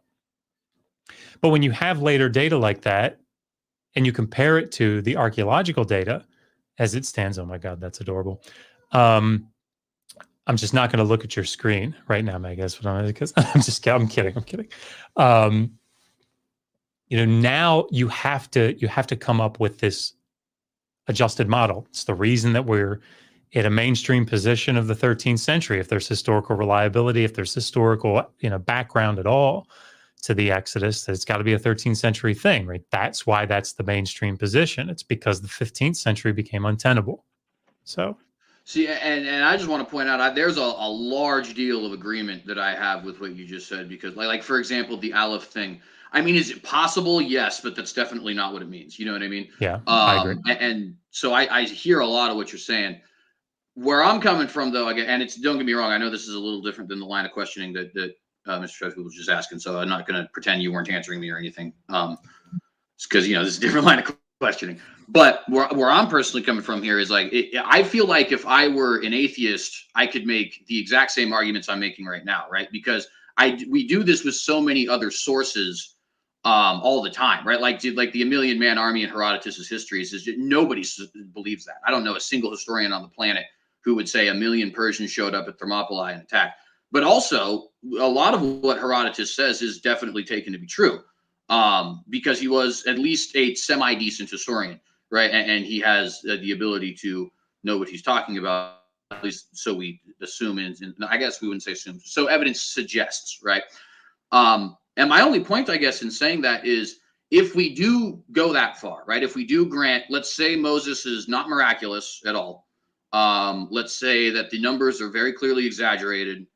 And let's say if there was natural disaster, it was natural at best, if it existed at all. Is it still true for us to say there is good reason to believe that a large number, large meaning in the thousands, not hundreds of thousands, right? That a large number of Semitic slaves who we might consider to be Proto-Hebrew left Egypt around the 15th to 13th century. I personally take the 15th century date. And I think there definitely is, right? We do know they were there. We have large numbers of Semites in the Goshen region. And then we do know that they left at some point. We don't really know why or how, but there's conflicting theories. At least partially, we know that the Hyksos were driven out, but that's not all the Semites. It's just some of them, right? But we don't exactly know how. We know that they were there. We know that they left. We know a lot of them were slaves. Like we have slave lists that include Hebrew names like Asherah and Jochebed and Dawid and stuff like that, right? So do we have reason to believe that that minimalist version of an Exodus occurred? I think we definitely do. And I think the ways I'm concluding that are no different than the ways I would conclude Thermopylae happened, Gilgamesh was a king, the Trojan War really happened, right? Even though I don't grant that the kingship descended from heaven, or there's 1,000,000 Persians who showed up, or that Achilles actually was dipped into the river Styx or anything like that. You know what I mean? And so I guess. So Go ahead. Yeah. Yeah. So let's take the Gilgamesh example because that's something that I can comment on. Right. Without feeling like I'm leaving my area of expertise, which is not something I want to do. If we use that analogy, it's absolutely true that I think that Gilgamesh was a real king of Uruk, in the mid-3rd millennium. But I think the analogy would then extend, at least in this debate, it would then extend to, all right, how much of the Epic of Gilgamesh can we prove to be true? And I just don't think it follows, right? I don't think it follows that if he was an actual king, that then we have to look for the historical kernels of something like the Epic of Gilgamesh or the Sumerian, individual stories that built up around him. See, I'd say I partially agree. And let me just explain, because I think you're definitely right in the sense that, and just to give an example that everyone knows of, right? George Washington did not cut down a cherry tree. It's a myth. It didn't happen, right? So I certainly hear you there. I think the kernel of truth might be Gilgamesh was a ruler who was legendary in nature, who did potentially something in a natural disaster, given the Epic of Gilgamesh has to do with a deluge, that caused him to be remembered in such a way that people were writing legends about him. Even if that's as far as you go, that's still a decent amount of evidence, right? That's still it gives us an idea. Maybe we can expect a flood to be around his time or some other kind of natural disaster. We can expect potentially, if we get more evidence, to see maybe other legends about him, because it appears that he very much left an impression on the Sumerian people. You know what I mean? And so there is still a lot of evidence we could deduce from that. And if I were to just keep my skeptic cap on, I can grant that it doesn't follow the Exodus may have happened, therefore, or even Moses may have existed or anything like that. Therefore, we have to take the Torah whole hog. I'll totally grant that. And I'd even say that's a different argument, right? We could come here and have a different debate on the subject. Are the numbers of the Exodus accurate, or was Moses a prophet of God or something along those lines, right? But as far as just the bare minimalist claim, you said that you do think there's probably good evidence to believe Gilgamesh was a real king of Uruk. And I'd say that's all as far as I'm going in this debate, is that I think there is good evidence that Semitic slaves left in a semi-decent large number, large for the time, right? and went into Exodus, and that's went into Israel, excuse me, and that's what we could define as the historical Exodus. So let me yeah, let me say this. So I think we've got to be careful about distinguishing between what verisimilitude in the story suggests, and I'm really sorry, that's my 3-year-old, and how far we can push that into the story. And what I mean by that is, like, Dr. Bryson can speak to this. We have Anastasia Papyri that from the New Kingdom, right? That talk about whether they're school texts and how much that pulls from their validity, or speaks to their validity or not. I think it probably, if it's anything like what we see in Sumerian texts, that it probably does reflect some sort of practice. But at any rate, if you have something like Papyrus Anastasia, 5 or 6, I always mix them up, where it talks about 2 slaves, that probably Canaanite slaves, are escaping from Egypt, and on their way out, they're taking a path that's very similar, it seems, on its face to maybe what the Israelites did, and they're being chased and they're being tracked, and there's border crossing, and like for 2, right? That sort of thing it's evidence that we want to use to say this gives some verisimilitude that slaves did escape. It would seem. It seems very likely that they did. But then we also have to factor in that there's only 2 of them, and they're being pretty clearly tracked, right? Because following the Hyksos, and again, Egyptian history is not my thing, but it seems like there's a lot of control on the border. And so, those are the things that I think we have to factor in if we're thinking about this, and I'll stop. But if we're thinking about this from like a criminal investigation standpoint, which, I think is one way to come at this, we want to think in terms of like means, motive, and opportunity. So when I think about things like the Exodus, if we have 2 of the 3, but they don't have an opportunity, or they're supposed to be at Kadesh Barnea for 38 years, and there's nothing, maybe some 12th century sherds, maybe, but there's nothing there, no architecture at all before the 10th century. It's like, those are problematic things for a massive group of people. And once you start saying, well, how far down can we scale it? Well, that's fine. I mean, I'm okay with that. But now what we're doing is we're walking away from the narrative of the biblical text. And but to be fair, I think the reason that I have to do that is because we first have to agree that the Exodus happened before we can dispute. I said debut. It doesn't make any sense. Before we can dispute some of the details of it, right? And to just give a perfect example of that, let's say I wanted to make the case that Achilles existed, which, just to be fair, I think it's likely he probably was a military general from the Mycenaean Empire. But regardless, right? If I wanted to make that case, I think it would behoove me to prove that the Mycenaeans existed first, or that the Trojan War happened first. You know what I mean? And when I'm doing that, I may want to grant certain details. Like, I'm not saying Achilles, existed per se. I'm just simply saying that this particular historical event took place, and so I'm not walking away from the biblical narrative in the sense that I don't believe it. I'm simply saying that I feel like there's no use in us disputing some of the details, like did 600,000 leave versus 10,000, if we don't even agree that a large group left ever. You know what I mean? Go ahead, Dr. Bryson. And I'm sorry, I just wanted to jump in here because I think CJ, you've made an important point, which is that we have to define an Exodus. What we, if we don't agree on what we mean by the Exodus, right, then it's going to be very hard for us to have a conversation about whether it happened. It's very likely that a number of very small exoduses of Canaanite slaves happened.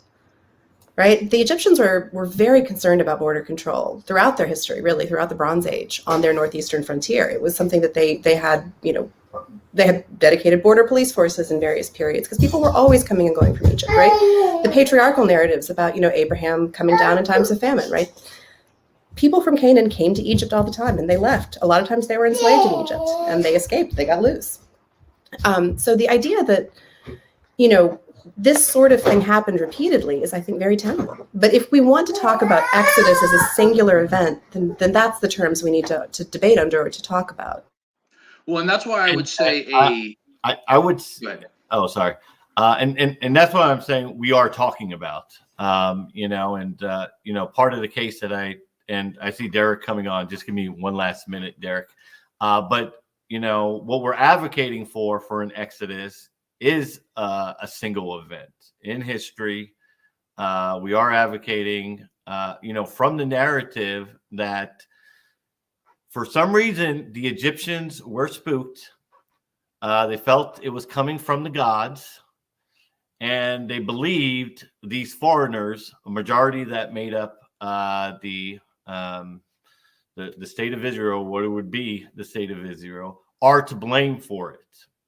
And because something spooked them to that magnitude, not only did we have a large number of Jewish people leaving under the command of a historical figure, Moses, but it also spooked a number of Egyptians to follow in their lead. So we are talking about a major event that would have necessitated that big exit. We're not talking about little numbers. We are talking about the big event. And that's what we were trying to at least establish. We do want to define, but we're not talking about little exoduses or people running away. We're talking something that would make such a big impact. We can see why the ancients in their histories would talk about it and how something like that could be embarrassing. So with that, I will be quiet and turn it over to Derek, my buddy, and we can begin Q&A. Thank you. Hey, wonderful job, everybody. Even through the children, I could hear Oliver. Maggie's changing diapers while debating. I mean, can you imagine? What a mother, right? So thank you all for being cordial and respectful and insightful in the way that you guys were interacting with one another. I really appreciate that. We're going to go to the Q&A session. I really appreciate all the super chats. They really go a long way in helping us do what we do. And I'm going to start at the top, work my way down. As super chats come in, I won't be saying thank you for the super chat and chatting because I'm reading them and I'm scrolling down from the top, working down to the bottom. And our first super chat is from Aramgard.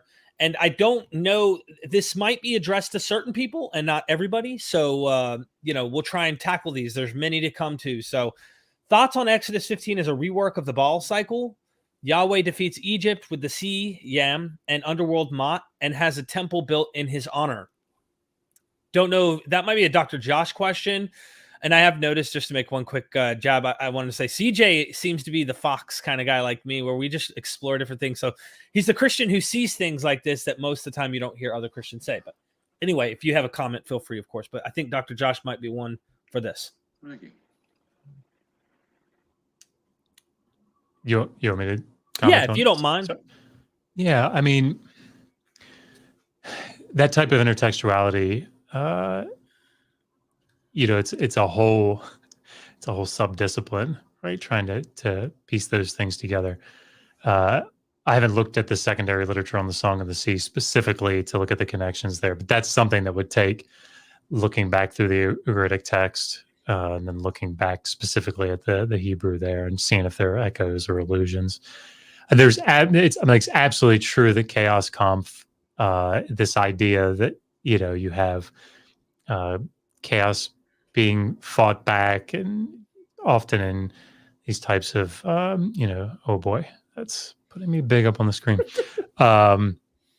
These types of mythological aspects coming in. There's absolutely true that in Exodus 15 you have this this sort of mythological battle that's taking place. But as far as what sort of specific connections, I'd have to do a lot of reading to make that sort of argument.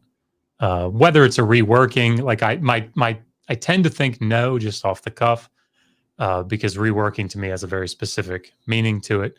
But could it be pulling from, the general Chaos Conf, theme? Yes, I think that's absolutely the case. Thank you. Did anyone else want to make a comment on that one? I'd just like to very briefly say, I I don't believe this, but if I were to make an argument that there was a reworking of the Baal cycle, I don't think I would use Exodus 15. I think I'd probably go either to Job with the Leviathan, or maybe Daniel 7. But I don't think Exodus 15 would be a reworking of the Baal cycle. Although it does have and there is a common motif, right, of ancient Near Eastern gods fighting with the ocean, right, or the sea. So in a very general sense, I guess you could say there's the motif there, but that would be being very generous, I think, to the position even still. Dr. Bryson, were you going to make a comment? I was just going to say that the stories about Yam, the god, and fights with Yam were known and written down in Egypt in the late Bronze Age. Right, there's the famous story of the goddess Astarte and the sea and Yam. But there are actually a lot of really interesting literary interconnections between Egyptian religious and mythical and literary traditions in the Exodus story, specifically the plagues. It's really funny. You can almost track sort of one-to-one ideas and themes from Egyptian literature that would have been present in those stories. So and I'd be happy to talk more about that too at some point if anyone's interested. Thank you so much. Jump into the next super chat. My friend Caleb Jackson, he says, is Manetho cited by Josephus a credible Egyptian source for an Exodus-like event? So, and I'll jump in first. So, once again, I think it does go to opportunity, what he had available to at the time. Now, Josephus, who is making his case, and remember, a lot of the Greeks, asked for, a history on the Jews. Romans are trying to better understand them. And, obviously Josephus' strategy, is to defend, what he feels like has been attacking the sacred tradition of the Jews. So, Josephus does do a good job with his quotations of Manetho in the sense that he said, okay, well, here's my source.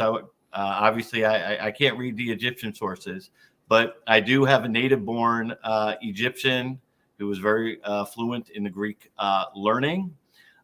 He says in Manetho's work that he translated from the native records.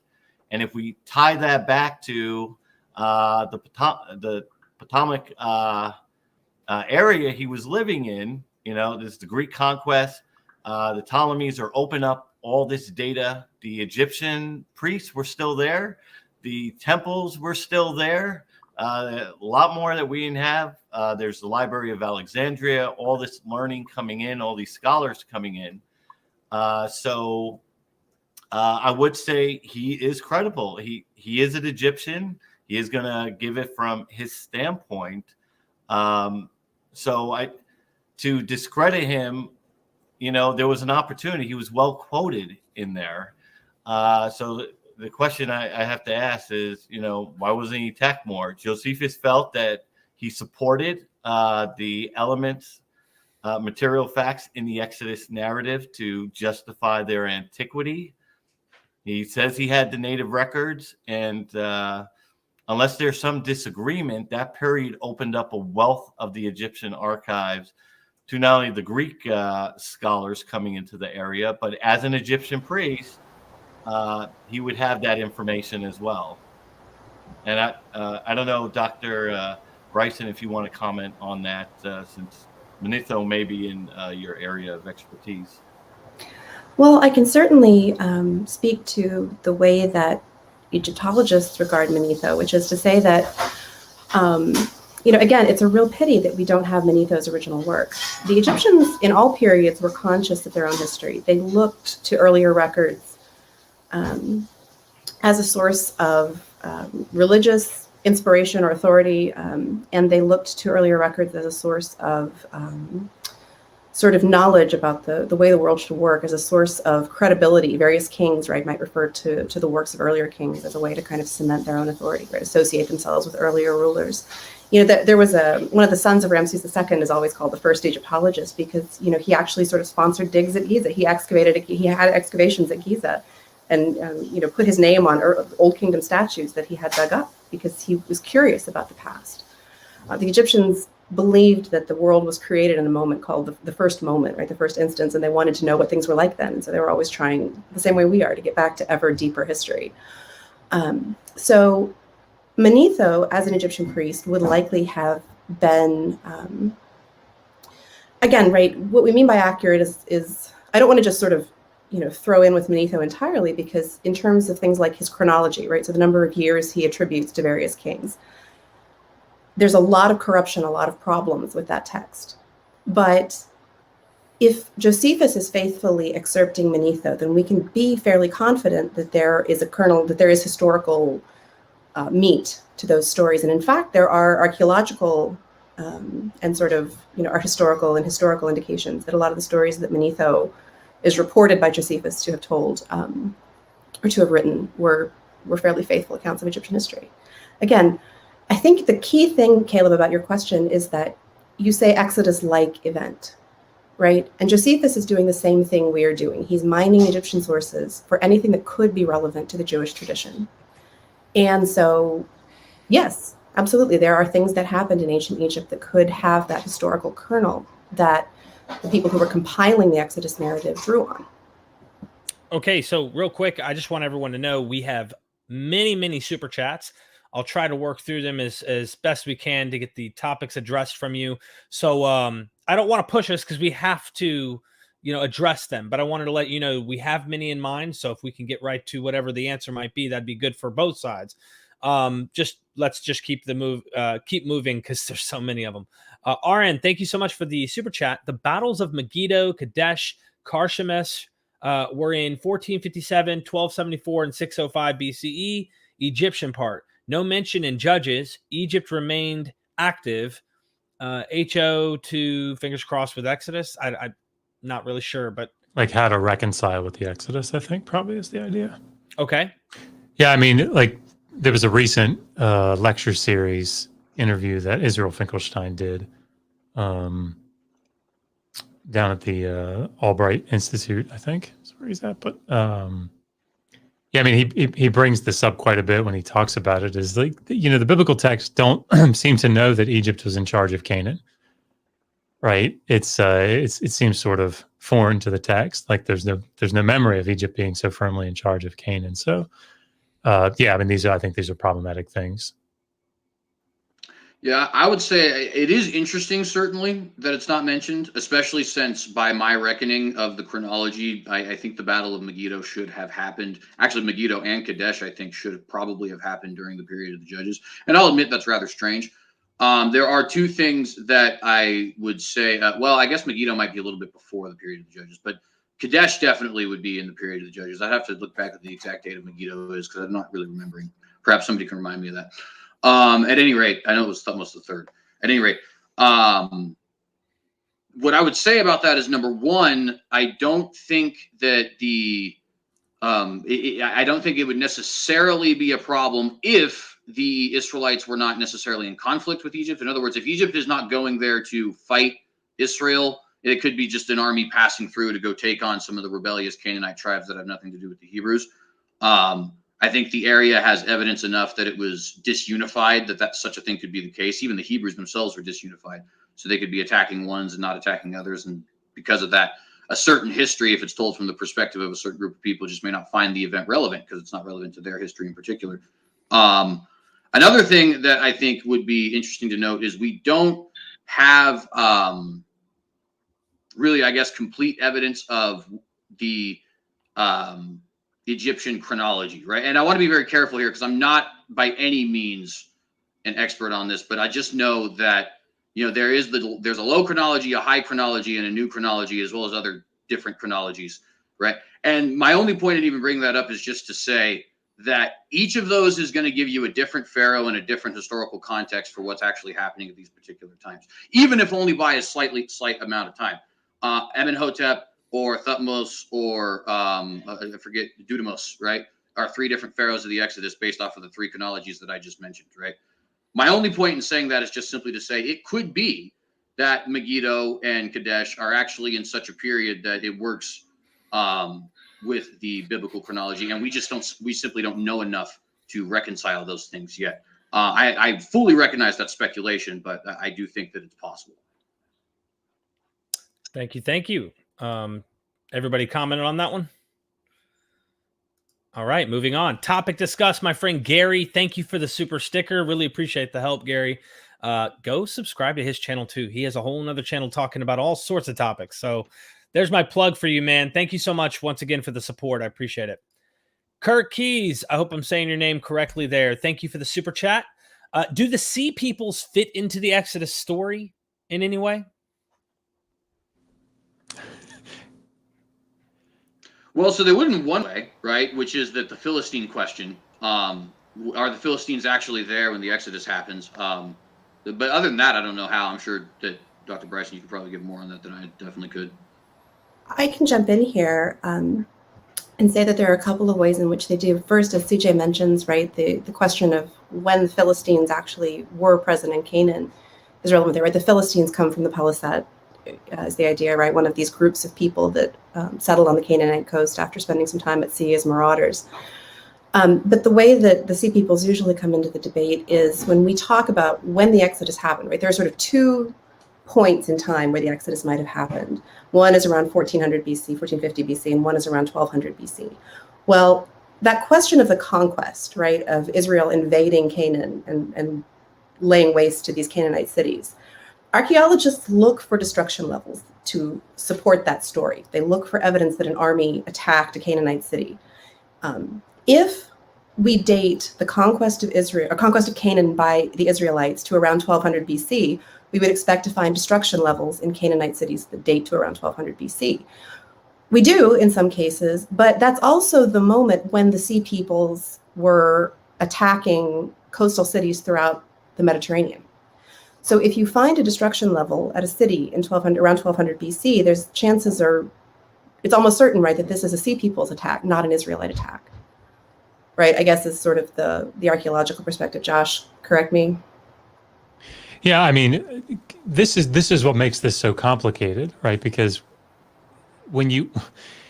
Eric Klein has written very recently an updated edition of his book 1177. There's so much going on in the decline of the Levant, and the rest of the Mediterranean. And it's certainly not my area of expertise, but so looking at these sorts of things becomes incredibly complex, which is why when you look at a site like Hatzor, there's a reason that they kind of have to go through the different steps. Okay, who could have done this? Could this have been the Sea Peoples? Could this have been, another Canaanite city? Could this have been something done by themselves? Could have been the Egyptians, right? And I think that the Sea Peoples, the reason that Ben Torres, I can't remember if it was Emery Yadin, but said that no, he didn't think it was the Sea Peoples because it's too far inland for that to be interesting to them. It's like, is it though? But that's the reason that you have to contend with that, is because there's it's so much more complex. And this is why historiography of this period is very difficult, because we don't have, for the Israelites, we have so little, right? Got the Merneptah Stela. So it's difficult. Really well put, Josh. Derek, you're on mute. Good reminder. I muted just in case, so that way you don't hear any background noise. A little siren was coming by. Moving to the next super chat, topic discussed. Gary again, thank you for the super chat. He says, Dr. Josh cleans up quite well. DQ Man of the Year. Right? Thank you so much. Let's continue on. Queen of the Heathen says, and thank you for the super chat. Why are Dr. Josh and Dr. Bryson so good looking? This is very important for my research. Thank you. I appreciate it. Once again, Gary's back with another super chat. He says, Dr. Josh and Dr. Maggie, professional, articulate, intelligent, respectful, and looking smoking hot. I think that's what they mean to say. I told you we were going to lose the attraction contest. Well, CJ is wearing a tie, so like he is competing in some sense. So yeah, I tried to at least put on my wife said I can't look crazy when I come on these things, so Thank you so much for those super chats. I appreciate the compliment, of course, to the guest. Converse Contender, thank you for the super chat. He says, Dr. J and Dr. B, can you explain why scholarship is important when discussing biblical issues? Asking for a friend, laugh out loud. Also glad to see all cordial. Thank you so much. Yeah, I think this was probably more at me. Yeah, so one of the reasons that you'll hear scholars when they academics when they talk about a topic, if they haven't written their dissertation or they haven't done an independent project or something on it, one of the reasons that we start off with things like, look, the majority of scholars that are in this field argue X. People like to jump down scholars' throats for saying stuff like that. Well, who cares what the consensus says? Well, you should. And the reason that you should is not that it's necessarily right or that it's infallible or something, but there's a fucking good reason that they're saying it. Sorry. But I mean, I feel like that deserves an expletive there. There's a reason that all these scholars are getting together and saying, this is what we think about this. So I'll take something that's not on the table today. Like when I talk about slavery in the Hebrew Bible, that the reason that you talk about what scholars say about this is because it's everybody that's saying it. It's not just, liberal scholars or fundamentalist scholars or conservative scholars or whatever. Scholars, this is what the consensus position is. So does that mean that it's right? No. What it means, though, is if you're going to go against it, if you're going to buck against it, there's a reason that PhD students write dissertations that often go against the consensus. When they do it, they have to spend damn near 5 years after their coursework studying that very specific topic and reading what everybody says about it. Because if you're going to buck against it, you damn well, but if you're going to come at the doctors, you better not miss, right? And that's sort of the down and dirty way to say it. So that's why if I don't have an expertise on the Exodus, I don't have an expertise on Egyptian history, I don't have an expertise on any, like most of the stuff that I write on, I didn't write my dissertation on it.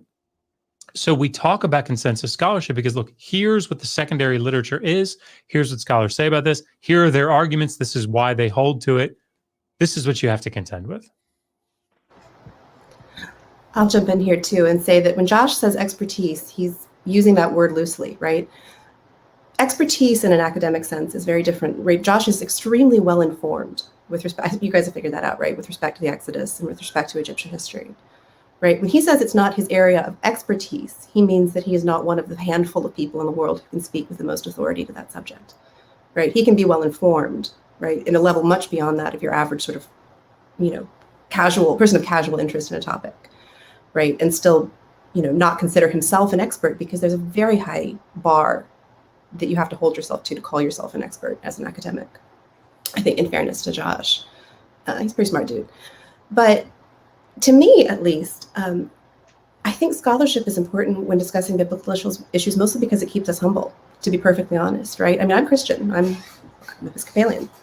It's not terribly important to me from the perspective of my own faith. And this isn't true for all Christians, obviously, but for me, it isn't terribly important from the perspective of my faith, whether or not the Exodus happened literally as it's described in the Bible. But the fact that this conversation happens, right, the fact that we have to have that there is this disconnect between the evidence that I see as a scholar and the book that I read as a person of faith makes me have to really think about what it is that I believe, why I believe it, what it means to me. What does the Exodus mean to me as a Christian, right, given what else I know? And again, what I take from it is not what everyone else takes from it necessarily, but I think the scholarship really helps inform me of how big the world is and how big God is, right? God is bigger than any of this to me. And so, I think the scholarship keeps me humble as much as anything. Thank you. Did you guys want to comment on this question? Yeah, I'd like to add just a brief, dissenting opinion, but not quite. Because here's the thing. I often get a lot of people say, and in fact, I have a feeling the asking for a friend comment was directed at me because me and Converse know each other quite well. I have somewhat of a reputation of being anti-academic, and it's not true. I don't think that people shouldn't actually take any stock from experts or that experts don't know what they're talking about or anything like that. That's a major misrepresentation of my point. My only thing, though, is we have I don't know how to describe it other than idolatry of PhDs in this world, such that they can get away with almost everything. I'll give a perfect example. Adon Dershowitz, what he says about Leviticus is hilarious. Like, it's I hysterical. don't think you understand his argument, CJ. I've heard your video. I don't think you understand his argument. It's just You absurd. don't. But sorry, It's I don't mean to utterly be absurd. But And the fact it's that not anybody absurd, takes right? him seriously is utterly absurd on its face. You don't right? understand his Everybody knows argument. what Leviticus says. You don't understand in his fact, argument. Just to be fair, when I've pressed you on that issue, Dr. Josh, you even said, no, I'm not saying that what Dr. Dershowitz is true, even though in your videos you seem to imply that it is. And I don't want to get into the argument necessarily about whether or not it You is or isn't. shouldn't. The point is that, like, that is something where it's like people are going to take this Leviticus 18 is actually implicitly accepting homosexuality thing seriously. Jesus Christ, you don't understand his argument, CJ. Use a different example. You don't understand his argument. Use a different example. I do understand his example, though, and we can give plenty of other examples. We can give plenty of other examples. I've already given the Hittite example, the Assyrian example, and so on and so forth. Real quick. Richard Carrier is another example. I mean, mythicists. I love Richard Carrier, by the way. I think he's a cool dude. Mythicists are not typically taken seriously in academic circles, but everybody sees that he has a PhD, and now mythicism is like a mainstream position if you ask somebody in the atheist sphere on YouTube. And like that bothers me. That's just not true. It totally is, though. Like I talk to these people all the time. Gentlemen. Let's let Jonathan get his peek in here, and we'll move on. Yeah. So now, when I had my debate with Dr. Bart Ehrman, and once again, we were discussing the text of the New Testament, the reliability. What is the basis that we should be establishing our textual criticism on? Now, one of the questions he asked me, because I recognize that the scholarship of today doesn't support my hypothesis at all. Now, he did mention, I know this is the consensus position and this is not Exodus or this is not evidence for it. But Jonathan, I do need you to help explain to me, why is that this is the consensus? Now, I do recognize the scholarship in a lot of different subjects may not agree with this. And my answer to Dr. Ehrman is, while I recognize it is, there are things to help explain why those positions came to be. Now, for me, I kind of brought up the philosophical shift in thinking, the kind of break with the empirical method. I quoted, Stephen Hicks, who's done that kind of showed the kind of break with empiricism with Kant and the movement of postmodernism. But while I recognize, from a Christian perspective, if I am going to challenge, going back to Dr. Josh, obviously there's a lot I have to explain and research.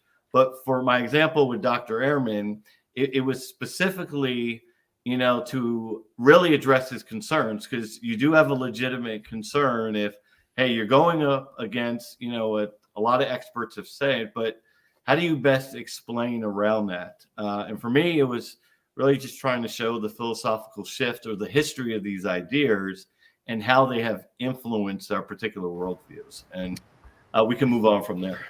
I just want to say that as far as idolatry and academics goes, I accept offerings in the form of cash and or if you can offer. But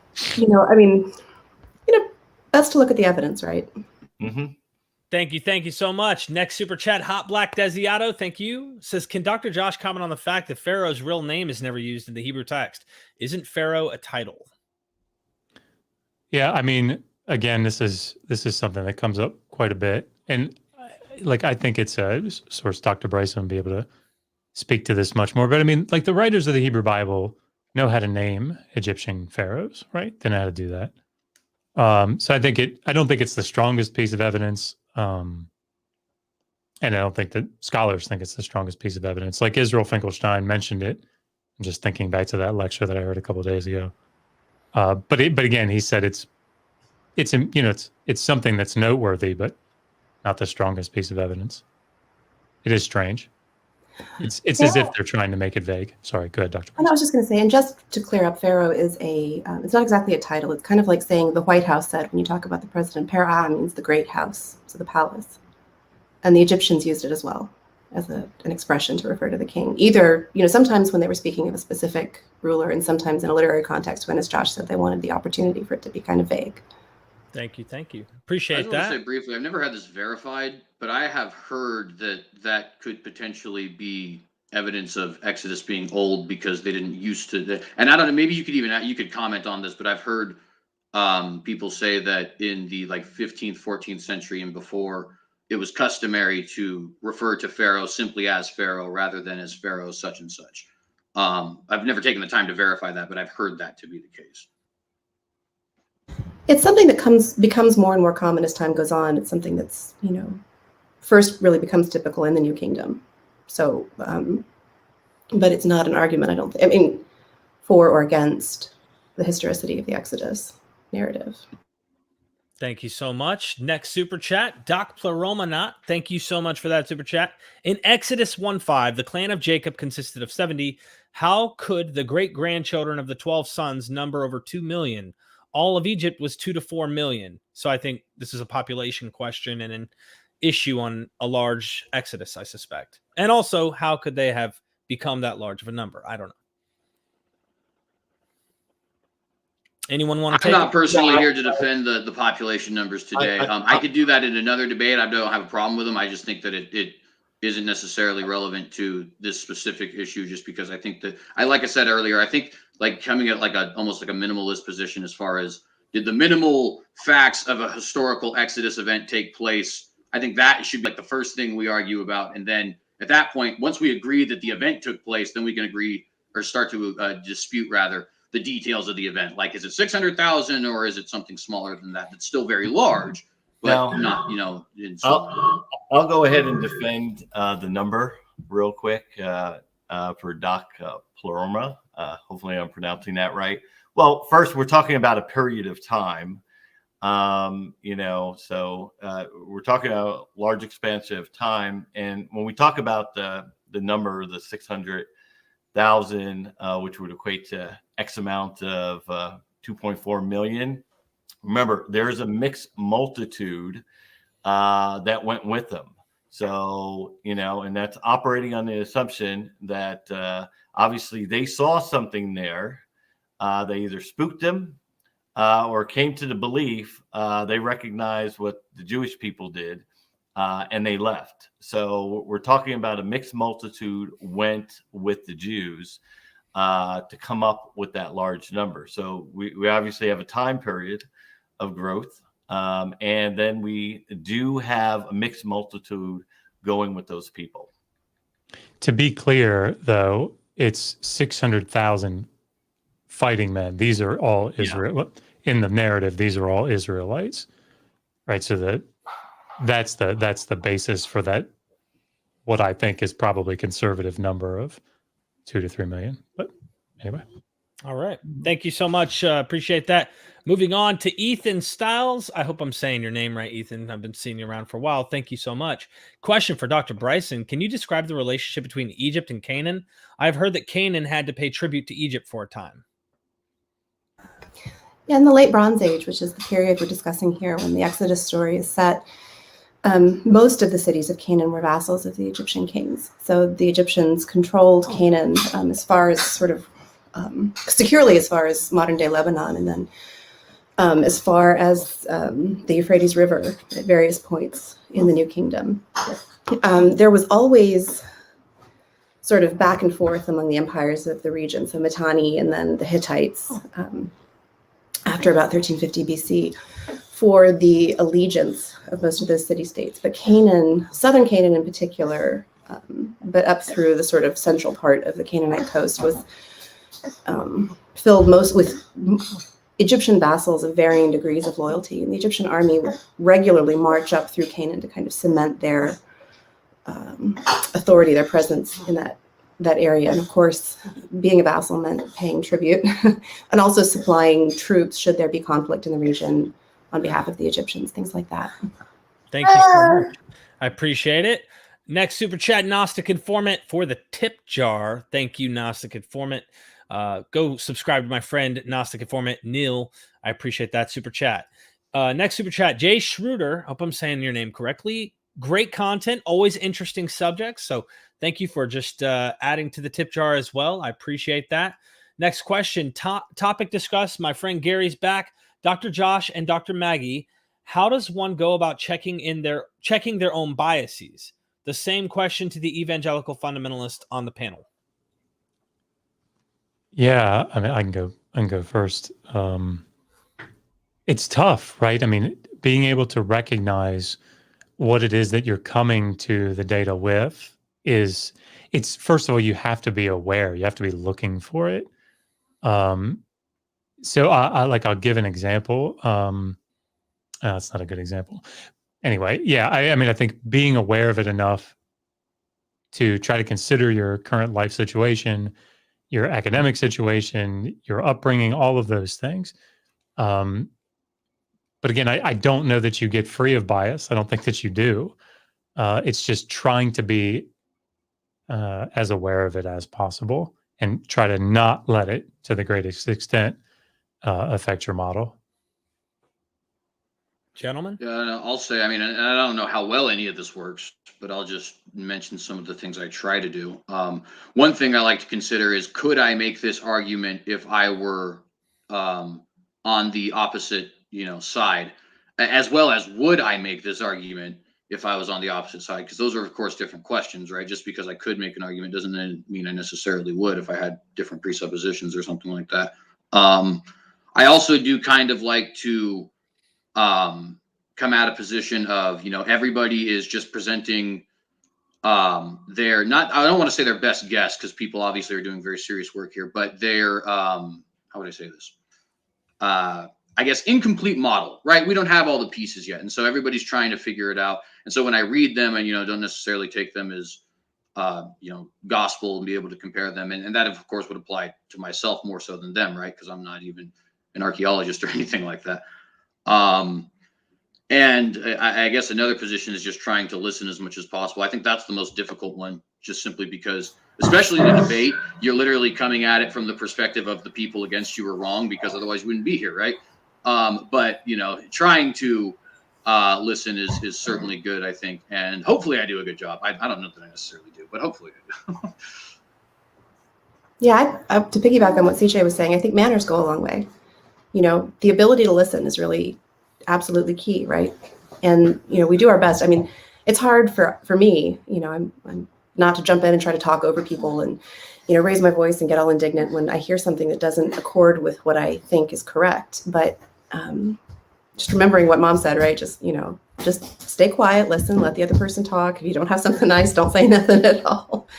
That goes a long way, because you'll hear things, right? And in point of fact, there is evidence that speaks to these issues. People bring it up, you miss stuff. And if you're not listening, you're not going to catch it. Jonathan, do you want to finalize that one? We move on? Yeah, for me, I enjoy these engagements with Dr. Josh, Dr. Bryson, because I am honestly looking for, are there holes in my narrative? Is there a way that Dr. Josh or Dr. Bryson can give me information to help me falsify it? Because there may be things I'm not seeing it. So part of these interactions are really to help me also understand. I don't know everything. There are things that are missing. Dr. Josh is an excellent academic, whether this is his field of expertise or not. As Dr. Bryson says, he's very well informed. He's done a lot of great research in his education. So for me, this kind of helps me determine, I get to test my hypothesis against someone like Dr. Josh, who does have good information to share that may falsify these accounts. So the fact that Dr. Josh and Dr. Bryson's doing it helped me, really test these ideas that I have. Thank you so much. Next up, Scott Duke. Thank you for the super chat, Scott. I am enjoying this debate immensely. I think Megan may have dressed Dr. Josh this morning. I don't think Scott's wrong. I think It's possible. It's possible. Very, especially the tie. I mean, she had to maybe line it up a little. I don't know. Aramgard, I hope I'm saying your name correctly. Thoughts on the possible Egyptian origins of Moses' name? I believe there are some other Levites as well. So yeah, and actually, so I wanted to get to this in my opening, but unfortunately, with everything being deleted, I didn't get the ability to get my thoughts all concise. But that's one of, I think, the really good evidences of a historical exodus is you can see the name Moses, or at least what appears to be a cognate, in many of the pharaohs' names, right? Like Thutmose, Ahmose, even Ramesses, if you say it in its original tongue, which I could not do, but I think it's like Rameshisha or something like that. It sounds a lot like Moses, and there, the Egyptologists, I think, say that the word there means son of. If I am understanding that correctly, well, the Hebrew word means drawn out of, and while those aren't the same thing, you can certainly see how the etymology could go from one word to either of the two words, or even from one to the other if one came first. The first thing I was suggesting is maybe they have a common ancestor. But the point there just kind of being that I think that is a pretty solid evidence for a potential history behind the Exodus. And some of the other names include like Phineas, for example. I believe Pua, which is one of the Egyptian midwives, the Hebrew midwives in the Exodus. I believe that has Egyptian origin. And I think Aaron even as well is said to have some Egyptian history behind it. So I would say that is a very solid point to bring up, and I wish I would have brought it up earlier, actually. Any other comments before we move on? I think the Egyptologist probably should answer this one. Yeah, Moses is perfectly plausible as an Egyptian name. Mesu, right, means to be born, or to beget, or to bear. So the child of, or one born of, is a way of translating Mosa in Egyptian. And as CJ said, a lot of pharaohs' names included that element, right? So Thutmose is the one born of or begotten by Thoth, or Amun-Mosa is from Amun, right? So it's a perfectly plausible Egyptian name, but it's a nickname, right? It's not his whole name. Mosa would be part of an Egyptian name. And there are other, CJ, as you point out, Egyptian names in the Exodus story. And in the patriarchal story, there's the famous one, right, is Potiphar, which comes from the Egyptian Padi Pre, right? So the one whom the god Pre has given. And the fact that there are Egyptian names in the text is another one of these examples that you can point to, either as an indication that the text is historical, or as evidence that it's not, in that, like, using Mosa, which is a perfectly legitimate Egyptian name, but a nickname, is kind of like saying Pharaoh, right? It's kind of like if you named a guy Jack in a story, it could be anybody. Also Potiphar, right? Padi Pre, that form Padi, which means the one whoever has given, is very common in the Iron Age. So after 1200, 1100 BC, that name form becomes very, very common, using different gods. The earliest attestation that we know of that form of name dates to the reign of Seti I. So in that sort of, a little after 1300 BC range. It's highly inconsistent with the mid-15th century date for the story, the patriarchal stories, the Joseph story, right? Right, or earlier, right, before the mid-15th century BC. But it would have been a very plausible Egyptian name to a reader in the Iron Age. So the Egyptian names in the Bible can go either way, from my perspective. And again, from my perspective, it suggests very much that the narrative is historicizing, but not historical. Thank you. Appreciate that. Next super chat, The Empty Cross. Any evidence that people knew about Moses before the Septuagint?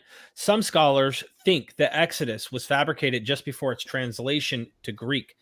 I don't know. I don't think anyone on the panel thinks that, though. Do you? No, I think what we have from Philo of Alexandria, from Josephus, that they had already known about it. So this information was already out there. Obviously, they know about Moses before the Septuagint. A lot of ancient historians cite him. Obviously, Hecataeus's Egyptian history includes a Moses element, which places that before the Septuagint. And I think, as Josephus writes it in his opening, from the standpoint that the Ptolemies came into power. They're ruling this civilization that's been around for a while. The Ptolemies did have jurisdiction over Judea as well. So they really wanted to understand the constitution of the Jewish people to better rule them.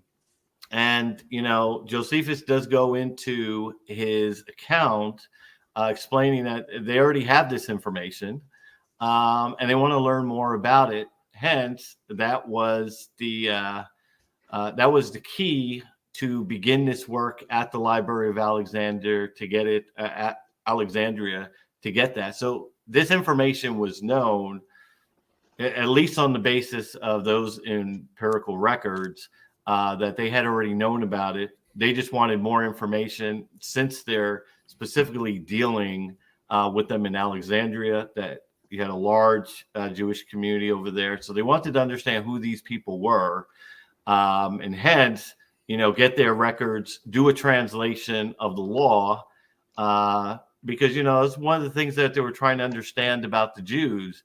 They kind of thought they were strange. They worship their gods differently than us. How do we understand their laws and everything that they're doing? That was kind of, so this was already known. They're their neighbors. So it makes sense why they want to try to better understand them, and they would have already known about Moses. Thank you so much.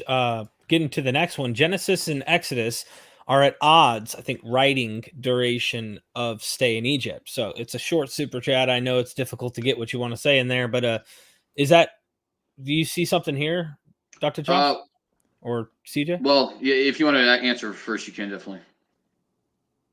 I mean, this is just a question of source material, right? So looking at how many generations, or is it 400 years or 430 years? It's a complicated question. I don't know that it doesn't really have tons of bearing necessarily here. Scholars would be in general agreement here that you have two different origin stories, right? For the nation of Israel, one's a patriarchal one and one's an Exodus origin story, and bringing them together. What? Yeah, and I certainly would, obviously would disagree with that. But to be fair, I don't know if it's necessarily where I would want to go with this answer, only because I think that I would want to explain the reconciliation just because I could do so very quickly. And of course, people can accept it or not accept it. But the Bible seems to be very consistent in interpreting 430 years as 430 years separating the Abrahamic covenant from the Mosaic covenant. And therefore, the 400 years of sojourn would be considered both in Egypt and in Canaan. Now, it is interesting to note that the Septuagint translation of the Bible actually says the sojourn in Egypt and Canaan, whereas the modern King James Bible does not add and Canaan. Whether or not one is original and the other isn't, I don't think is necessarily relevant, because what it indicates there is that the people at the time thought that this was implied, right? Thought that it was sojourning in both Canaan and Egypt. And the rest of the Bible seems to demonstrate that if you count the generations, if you look at what separates the Abrahamic covenant from the Mosaic covenant, and other different references that you tend to have there. So I don't know that they are actually in contradiction, and I guess that's where I'm going to end. Thank you. Appreciate it. We have a bunch of super chats I'm trying to push through. I know a couple of you have appointments at around 2, so please forgive me for trying to get us through these. Doc Pleroma, thank you again for the super chat. In Exodus 13:17, how could there be a Philistine to circumvent at this time? Philistines did not appear in the area until 1200s BC. In my opinion, I think that our understanding of the origin of Philistines is probably flawed. My reason for saying that is because the Bible seems to think that they were there. Forget the Exodus; they were there in Abraham's time, right? Which is an even bigger problem if you want to start talking about what does that jive with our current understanding of when the Philistines arrived. I would say that I think it's very likely that there was a proto-Philistine group in the region beforehand. In fact, it could be the case, and others have suggested this well before me. This isn't a unique idea to me, but it could be the case that the reason the Peliset were going to the Gaza region in the first place is because it was already a kind of colony or an area where there was a large number of Greek migrants, because the Peliset do appear to be from the Aegean area. And again, there are numerous people who have suggested that before me. I think it's actually kind of a shame. The only one that's actually coming to the top of my head is David Roll, but Doug Petrovich is another example. There you go. And a lot of the guys actually at ABR, Bryant Wood, and so on and so forth.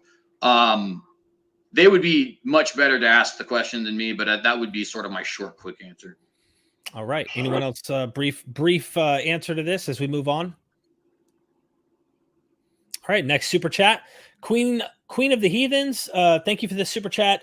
Do Jonathan and CJ have any credentials? Number 2, CJ stated that getting a PhD wouldn't change his position.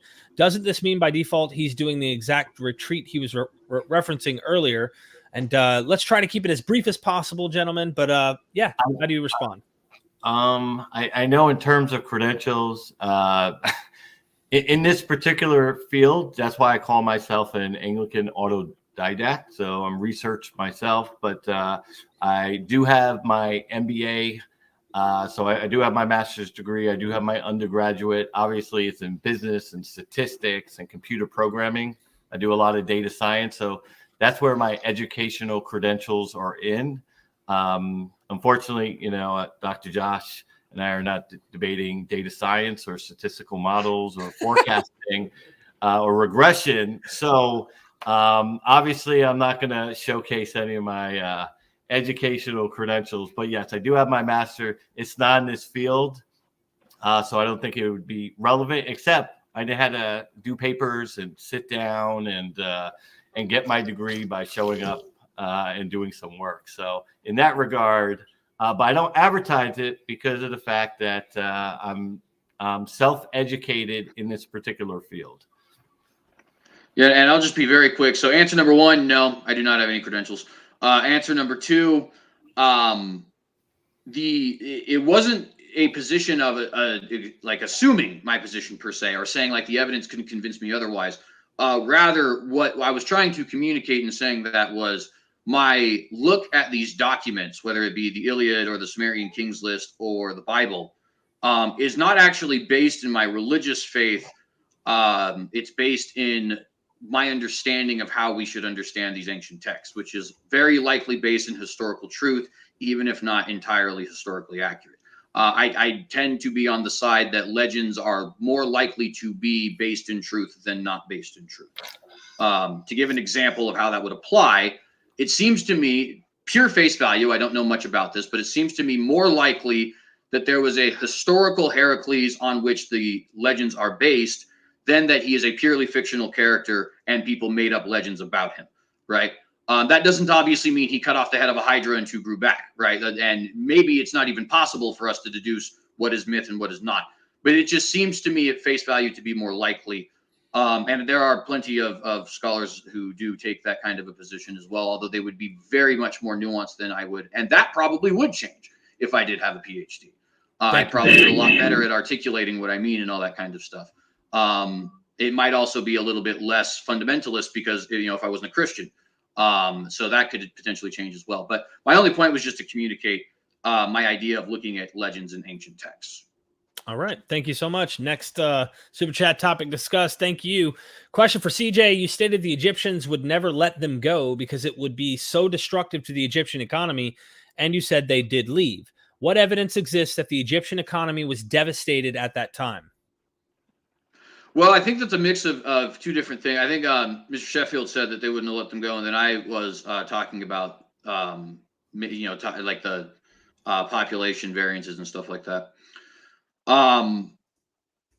So as far as the evidence of the destruction of the economy, there's very circumstantial.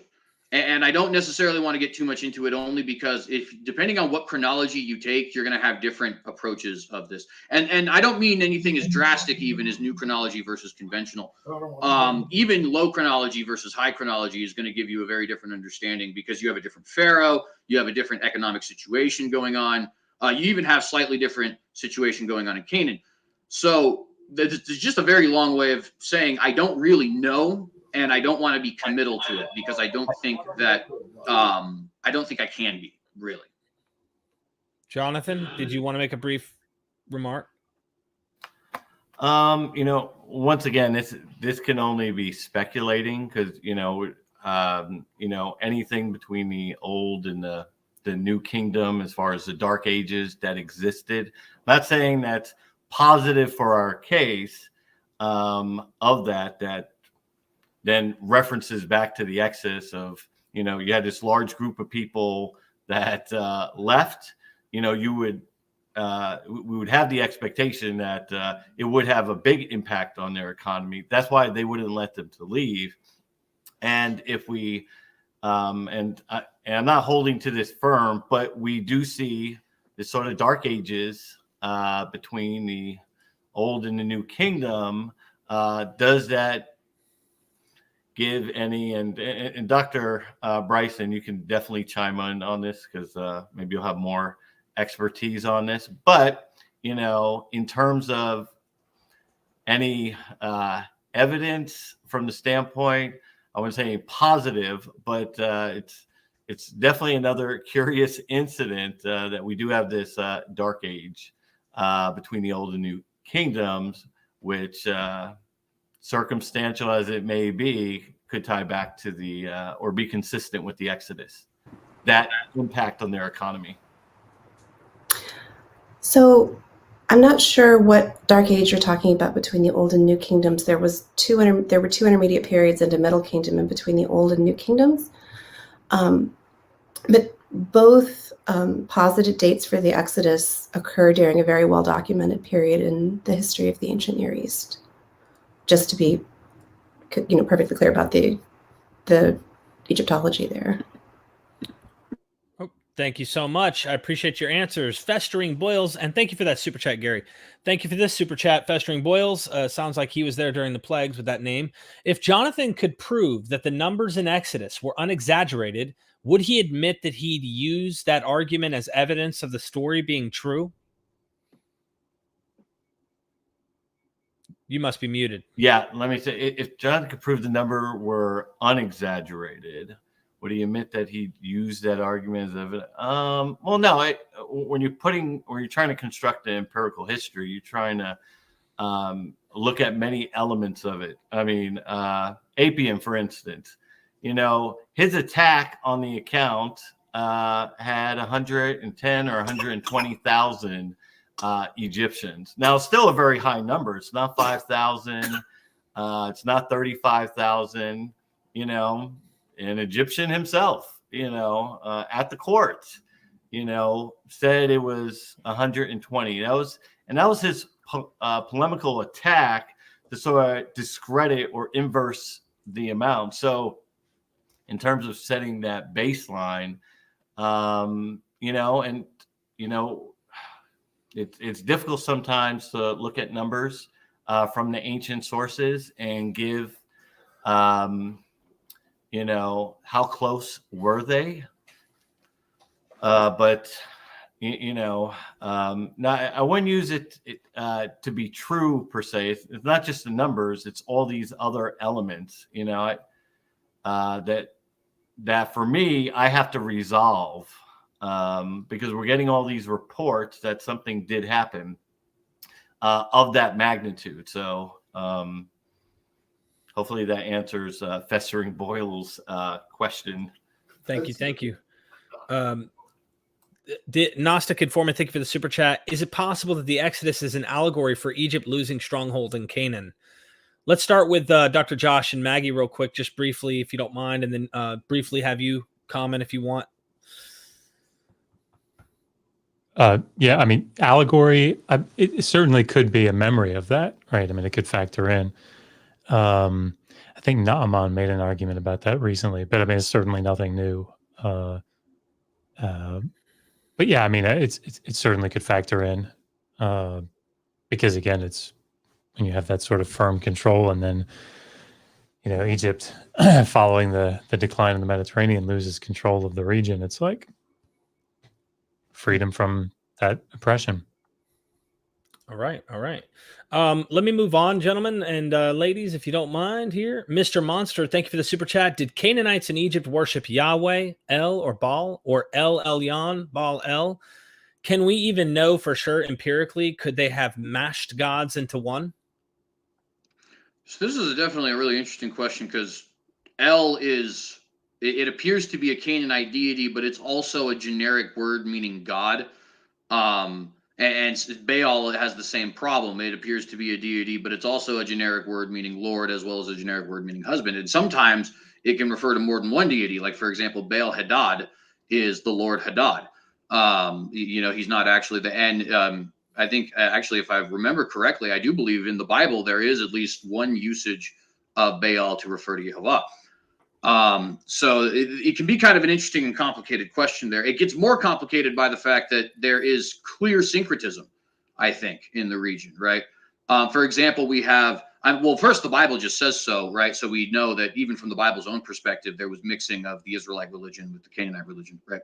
But if we just, look at the archaeological record as well, we'll see like archaeological evidence of Yehovah and his Asherah, right? Which is like a wife named Asherah. What's the indication there? Well, that there was some syncretism going on here, that the worshippers of Yehovah were also synchronizing with the Canaanite religion. As far as in origin, Yehovah does appear to be unique to the Israelites. There is record of him potentially elsewhere. Like, for example, some will say that he's referenced as Yehovah the Shasu. But first off, it's not actually the same spelling. It's actually Yud He Vav, not Yud He Vav He. And secondly, it's probably a toponym and not actually the name of a deity. So as far as worship in origin of Yehovah, that appears to be unique to the Hebrews and originate from them. And we can't really go much farther than what we have biblically speaking, because there's just no extra biblical evidence to go farther. The other names there, very much a different story. Dr. Josh, did you want to make a brief comment, or are we moving on? Or It's just such a complicated question. It would take 10 minutes to say anything about it. Thank you. Thank you. Time. I appreciate it. Next super chat, Jason. I don't want to butcher your last name. Thank you. Theron eruption in 1613 BCE. I personally don't think it has anything to do with it. If people are interested in that, the entire center section of the 2015 publication, Exodus from a Transdisciplinary Approach, that was the publication of a 2013 conference where essentially all the experts in the Exodus came together to discuss the topic. They discuss it from that, sort of naturalistic approach, trying to see these as the story still being describing actual events, but from a naturalistic perspective.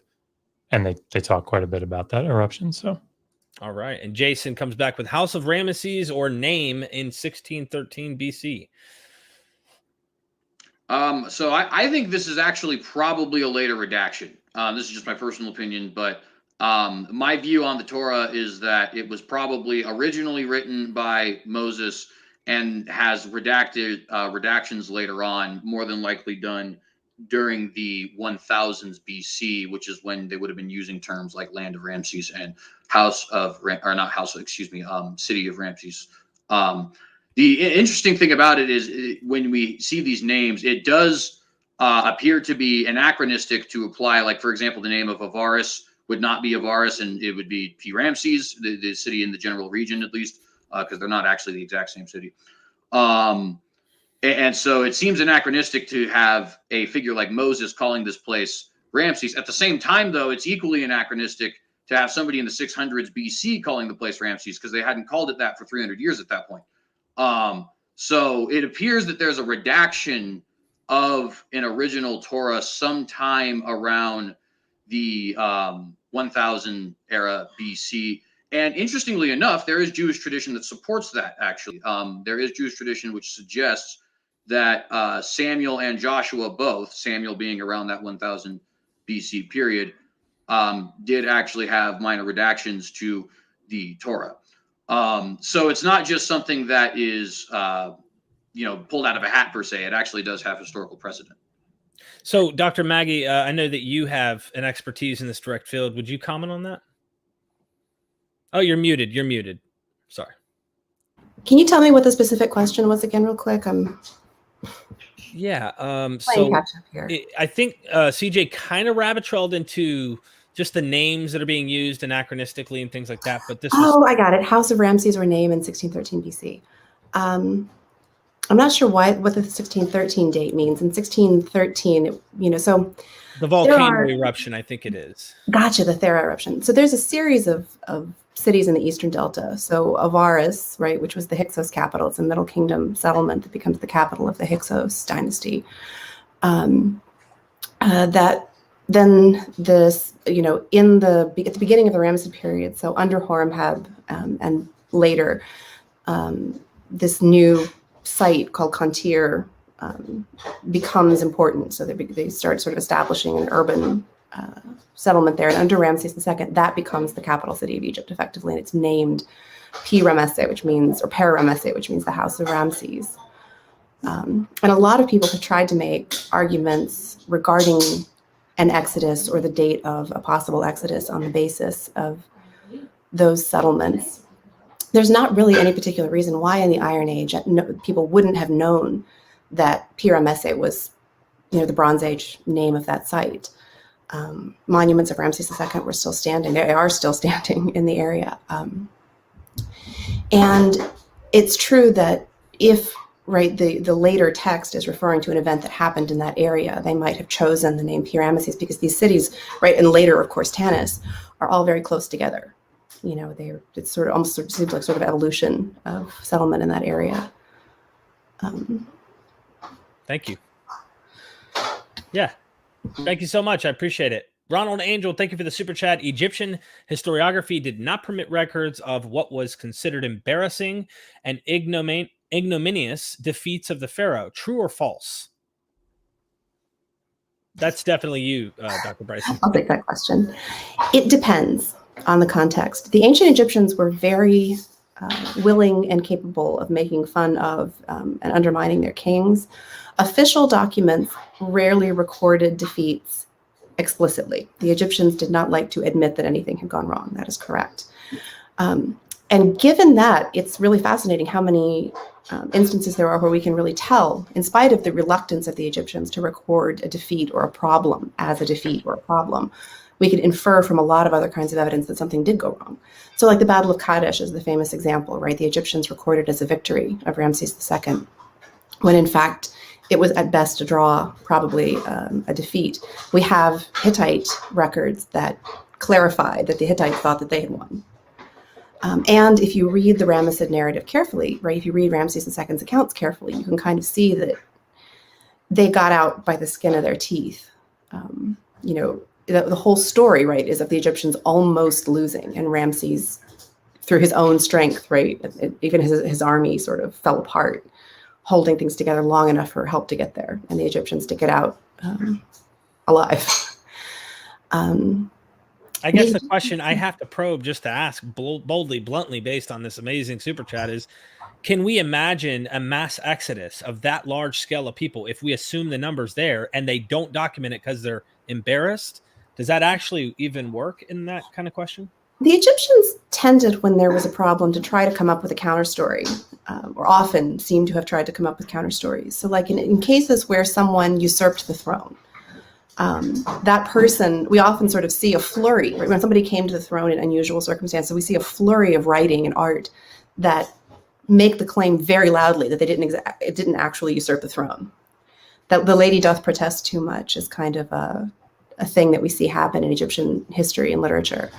So like Hatshepsut, right? She's this female pharaoh, and her coming to the throne was irregular, it was unusual, and there were other claimants to the throne. So she had, her court had these narratives composed where her father appointed her his heir when she was a child. All of this retroactively, right? These narratives are all over the walls, right? They're seeing artistic sort of representations of her divine birth as the child of Amun, things like that, right? Accounts of oracles proclaiming her king. So we see these flurries of activity sort of saying, you might have heard that I'm a usurper, but in fact I am not. And let me tell you about that in great detail.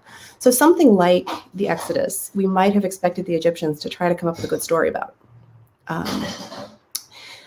There are, like plagues, right? This great plague of the 14th century BC. The Egyptians we don't have a thing where somebody sat down and wrote about its precise effects on Egyptian society. But, we have this flurry of statue making of the goddess Sekhmet, right? The protective goddess against illness. We have magical spells against illness.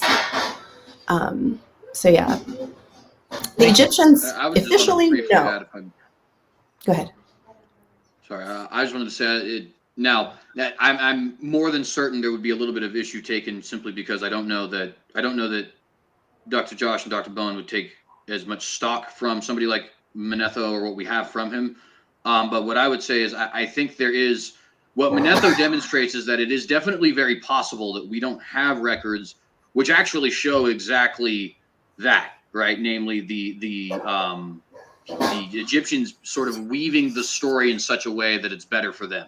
Oh, well, these were actually leprous people of a rebellious priest, and so we expelled them, kind of thing, right? Now, is that true? Is it not? To a certain extent, it's not an argument from silence because we do have record of Manetho actually presenting a polemic, but Manetho is fairly late in the record. I think he's in the 300s or 400s. So it would be nice to get something farther back from him. My reason for bringing him up would just be to say that I think it's likely we could actually discover some records which show Manetho was maybe drawing upon an earlier historical source, which did try to paint the Exodus in such a way that it wasn't embarrassing.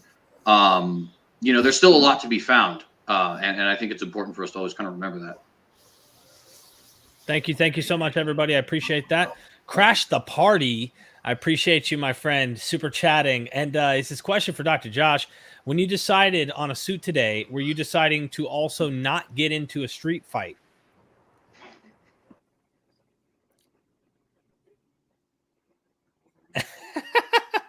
Is it the boomer in me that's not getting that? Somebody help me out.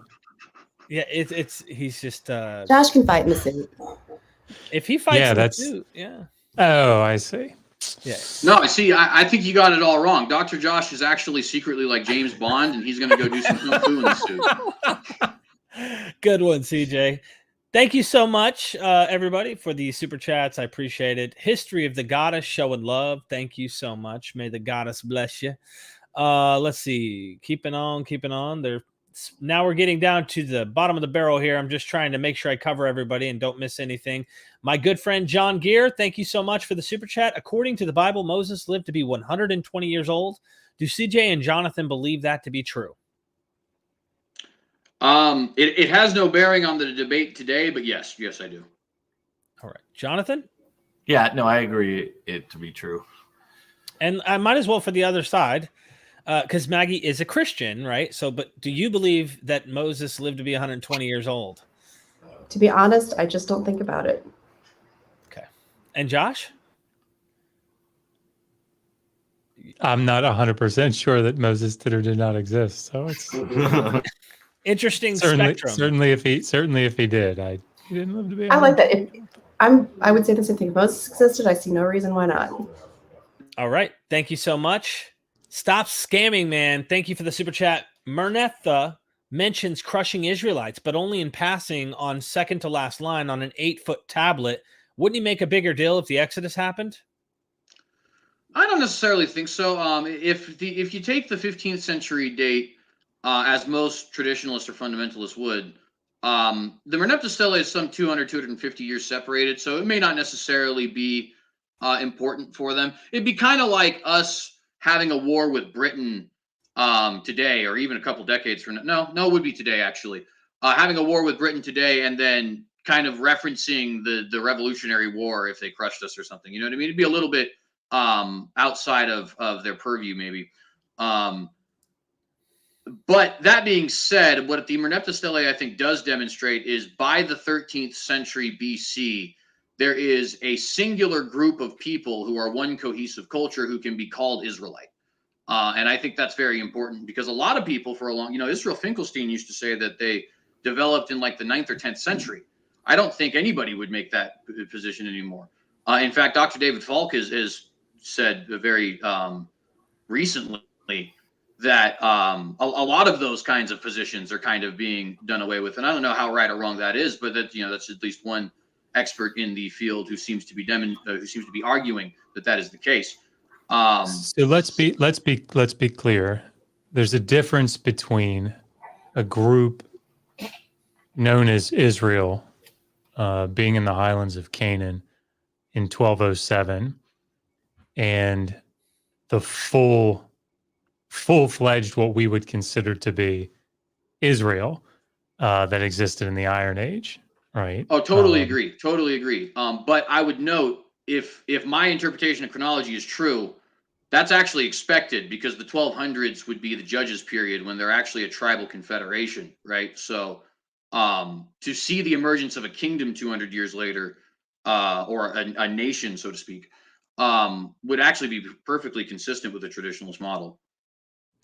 I mean, I'll disagree. I think it's strange that through the Amarna period, and of course, Maggie, feel free to comment, if you have a massive group of people having taken over Egyptian territory in Canaan, that they don't show up at all in the Amarna period texts, that's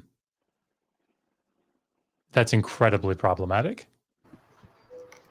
I agree. If it were a coordinated campaign, if an army, even not an army thousand strong, right? The Amarna texts talk all the time about Apiru, right? These sort of stateless people who, harassed or harried the local rulers of Canaan, right? So the Canaanite rulers will write to the Egyptians saying, "Hey, we've got problems with the Apiru. Send us some troops." The Egyptians were well aware of what was going on in Canaan at the time, and were there a people called Israel, who called themselves Israel, making trouble in Canaan at the time, chances are that they would have showed up under that name, unless you want to think of this Apiru phenomenon. Yeah, and again, there's good reason, right, Josh? Kyle McCarter talking about David as an Apiru ruler back in the day. And, there are people who have argued that this Apiru phenomenon may have contributed to the origin of the Israelite state, but we would have expected him to show up. Yeah, and I mean, when these local rulers are writing to the Pharaoh in the Amarna letters, it's not like send thousands and thousands of troops to deliver us. It's send 50, right? Send 50 soldiers, and they'll take care of it. So, these are all things that make this an incredibly complex discussion. But sort of coming at this, I think, holding one text and saying, let's see if we can make this text, continue to work. I think that's problematic. You're muted. Derek, I think you're on mute again. I think I did that because I had to give my wife a smooch, and I didn't want you all hearing. So Stop Scamming Man is back. He says, why doesn't the Bible mention Egypt seizing the Near East in 1458 BC and holding it for centuries? Well, the seizing is just probably before the Exodus actually happened. If it's 1458 BC, I think people usually date the Exodus to about 1446 if they're doing a late date. Now, are we committed necessarily to a specific date? Well, when you have chronologies that are up in the air, I guess it's not a good idea, right? So maybe not. But it is entirely possible that this just happened before the Exodus occurred, and that it seems to be likely if you just take a straightforward interpretation of the chronologies. Now, as far as Egypt being in control of the region, I think many have argued before me, like ABR, David Roll, and others, Dr. David Falk, and so on and so forth. They would argue that Egyptian power, again, really is very dominant in the lower region, like Sinai and the Negev, and the coastal regions, but not so much in the Judean highlands. It's not that they don't have control there. It's just that it's not quite as defined as it would be elsewhere. And the Hittites sometimes take control. The Assyrians sometimes take control. Sometimes they're even kind of independent for a small period of time. And so I think that would be probably a main reason for it. Although, there is kind of reference to it in a sense, which is that, Solomon kind of appears to be a vassal of Egypt if we read the Bible straightforward. I mean, he has a wife who's a pharaoh. I don't think a pharaoh is just passing out wives to people. But he marries the pharaoh's daughter. I think that might indicate he would be some kind of a vassal or something like that. And so there's little indications there potentially. But yeah, that's all I'd say. All right. Are we moving on or? All right. Thank you so much for that. Appreciate it. Topic discussed. My boy Gary, thank you for the super chat. Dr. Maggie, is there evidence that Egypt experienced an economic destruction due to the loss of a large number of slaves during the time of Exodus? No. That's an easy one, no. Awesome. And I just say, I think it for our position, it certainly depends on who you ask. Like, for example, I think Inspiring Philosophy would say, no, we don't have that evidence yet. I think a lot of people at ABR would say, yes, we do have evidence like that. I am certainly not qualified to give you anything there, so I won't contend for it per se. And if you wanted to point to any of the specific, items of evidence that they would bring up, I'd be happy to address them. But from my perspective, the answer there is no. All right. Thank you so much. Danny, Phil, And if I could, sorry, just real quick. And Dr. Bryson, what is your, as far as a chronological period of Egyptian history, what is your focus? The New Kingdom period into the Third Intermediate period, so the end of the Bronze Age and the beginning of the Iron Age. I just wanted to point that out to everybody. Thank you so much. I appreciate your comments, everybody, in these super chats. Danny at Phil. Did you want to comment again on that, Maggie?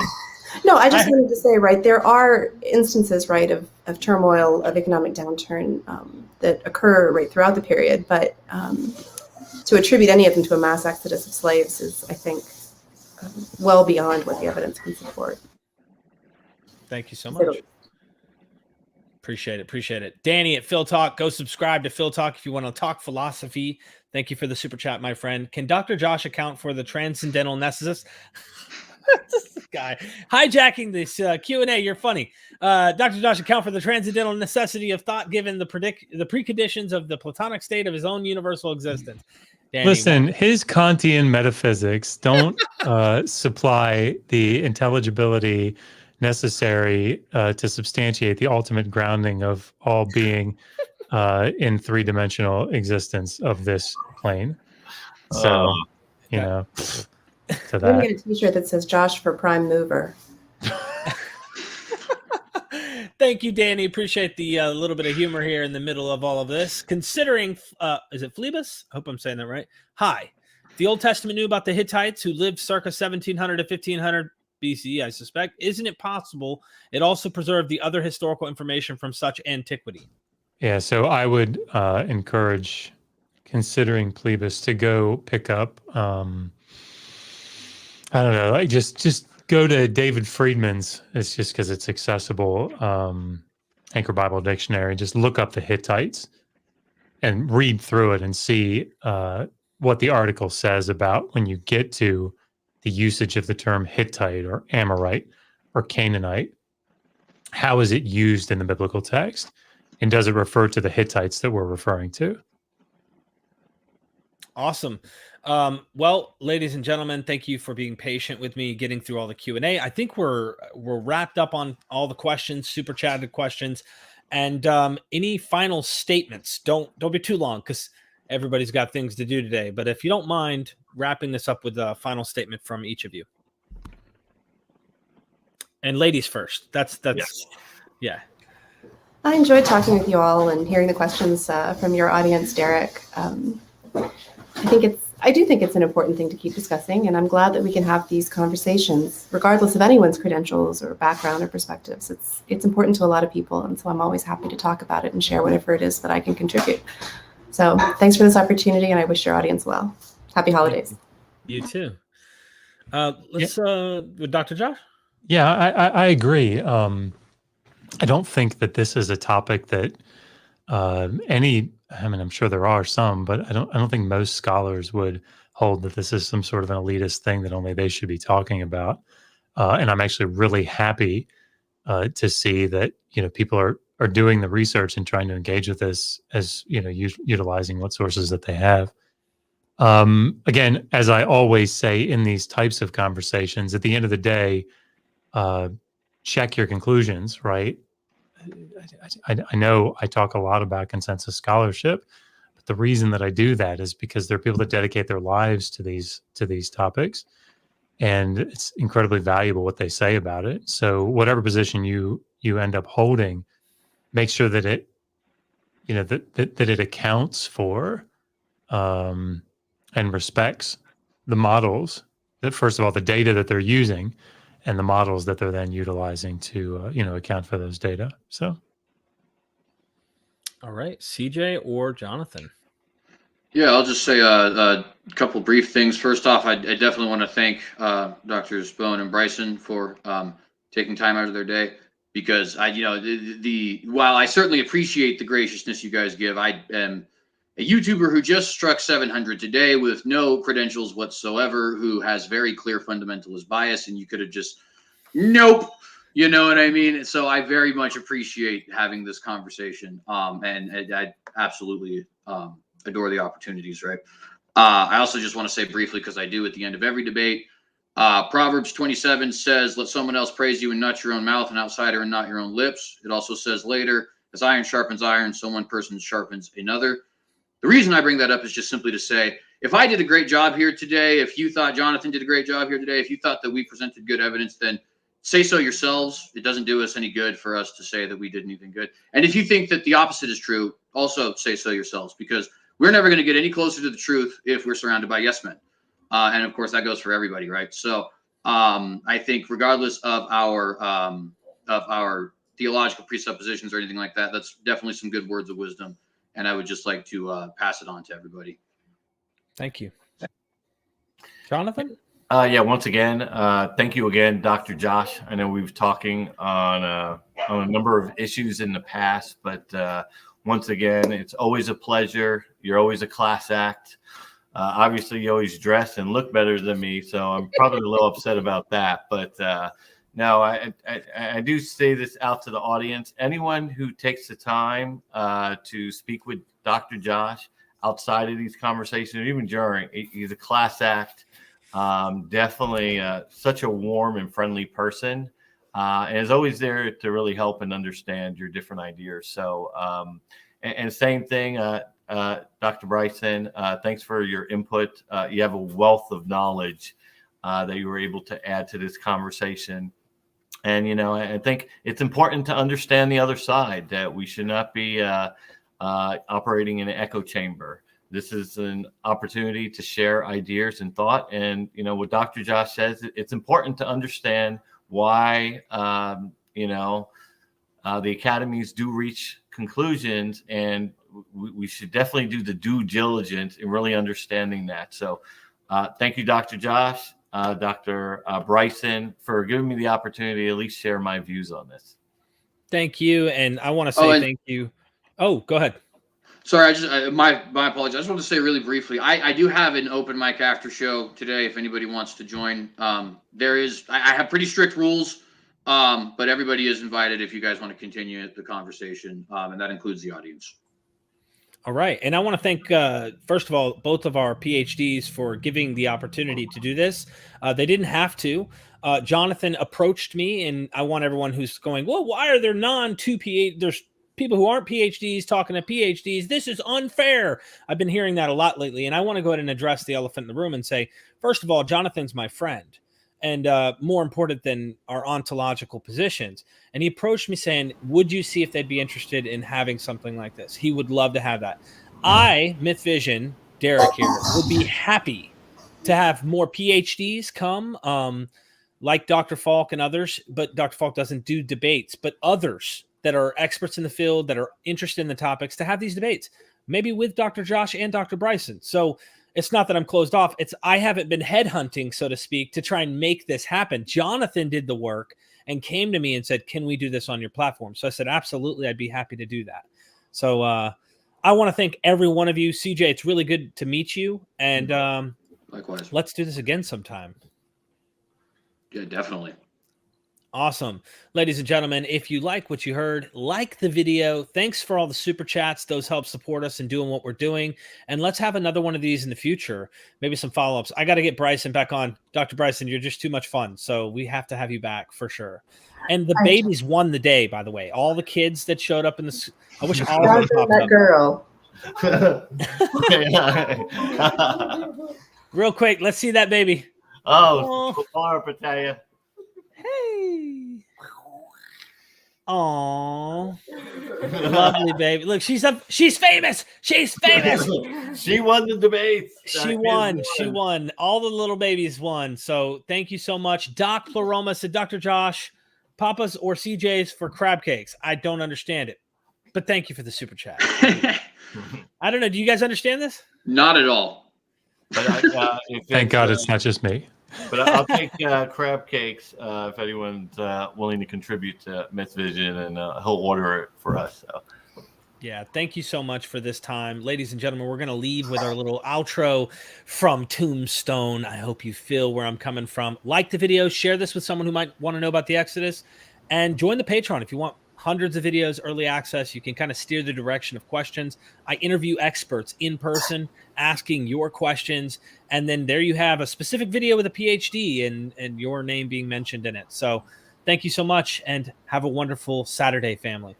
Don't any of you have the guts to play for blood? I'm your huckleberry. That's just my game.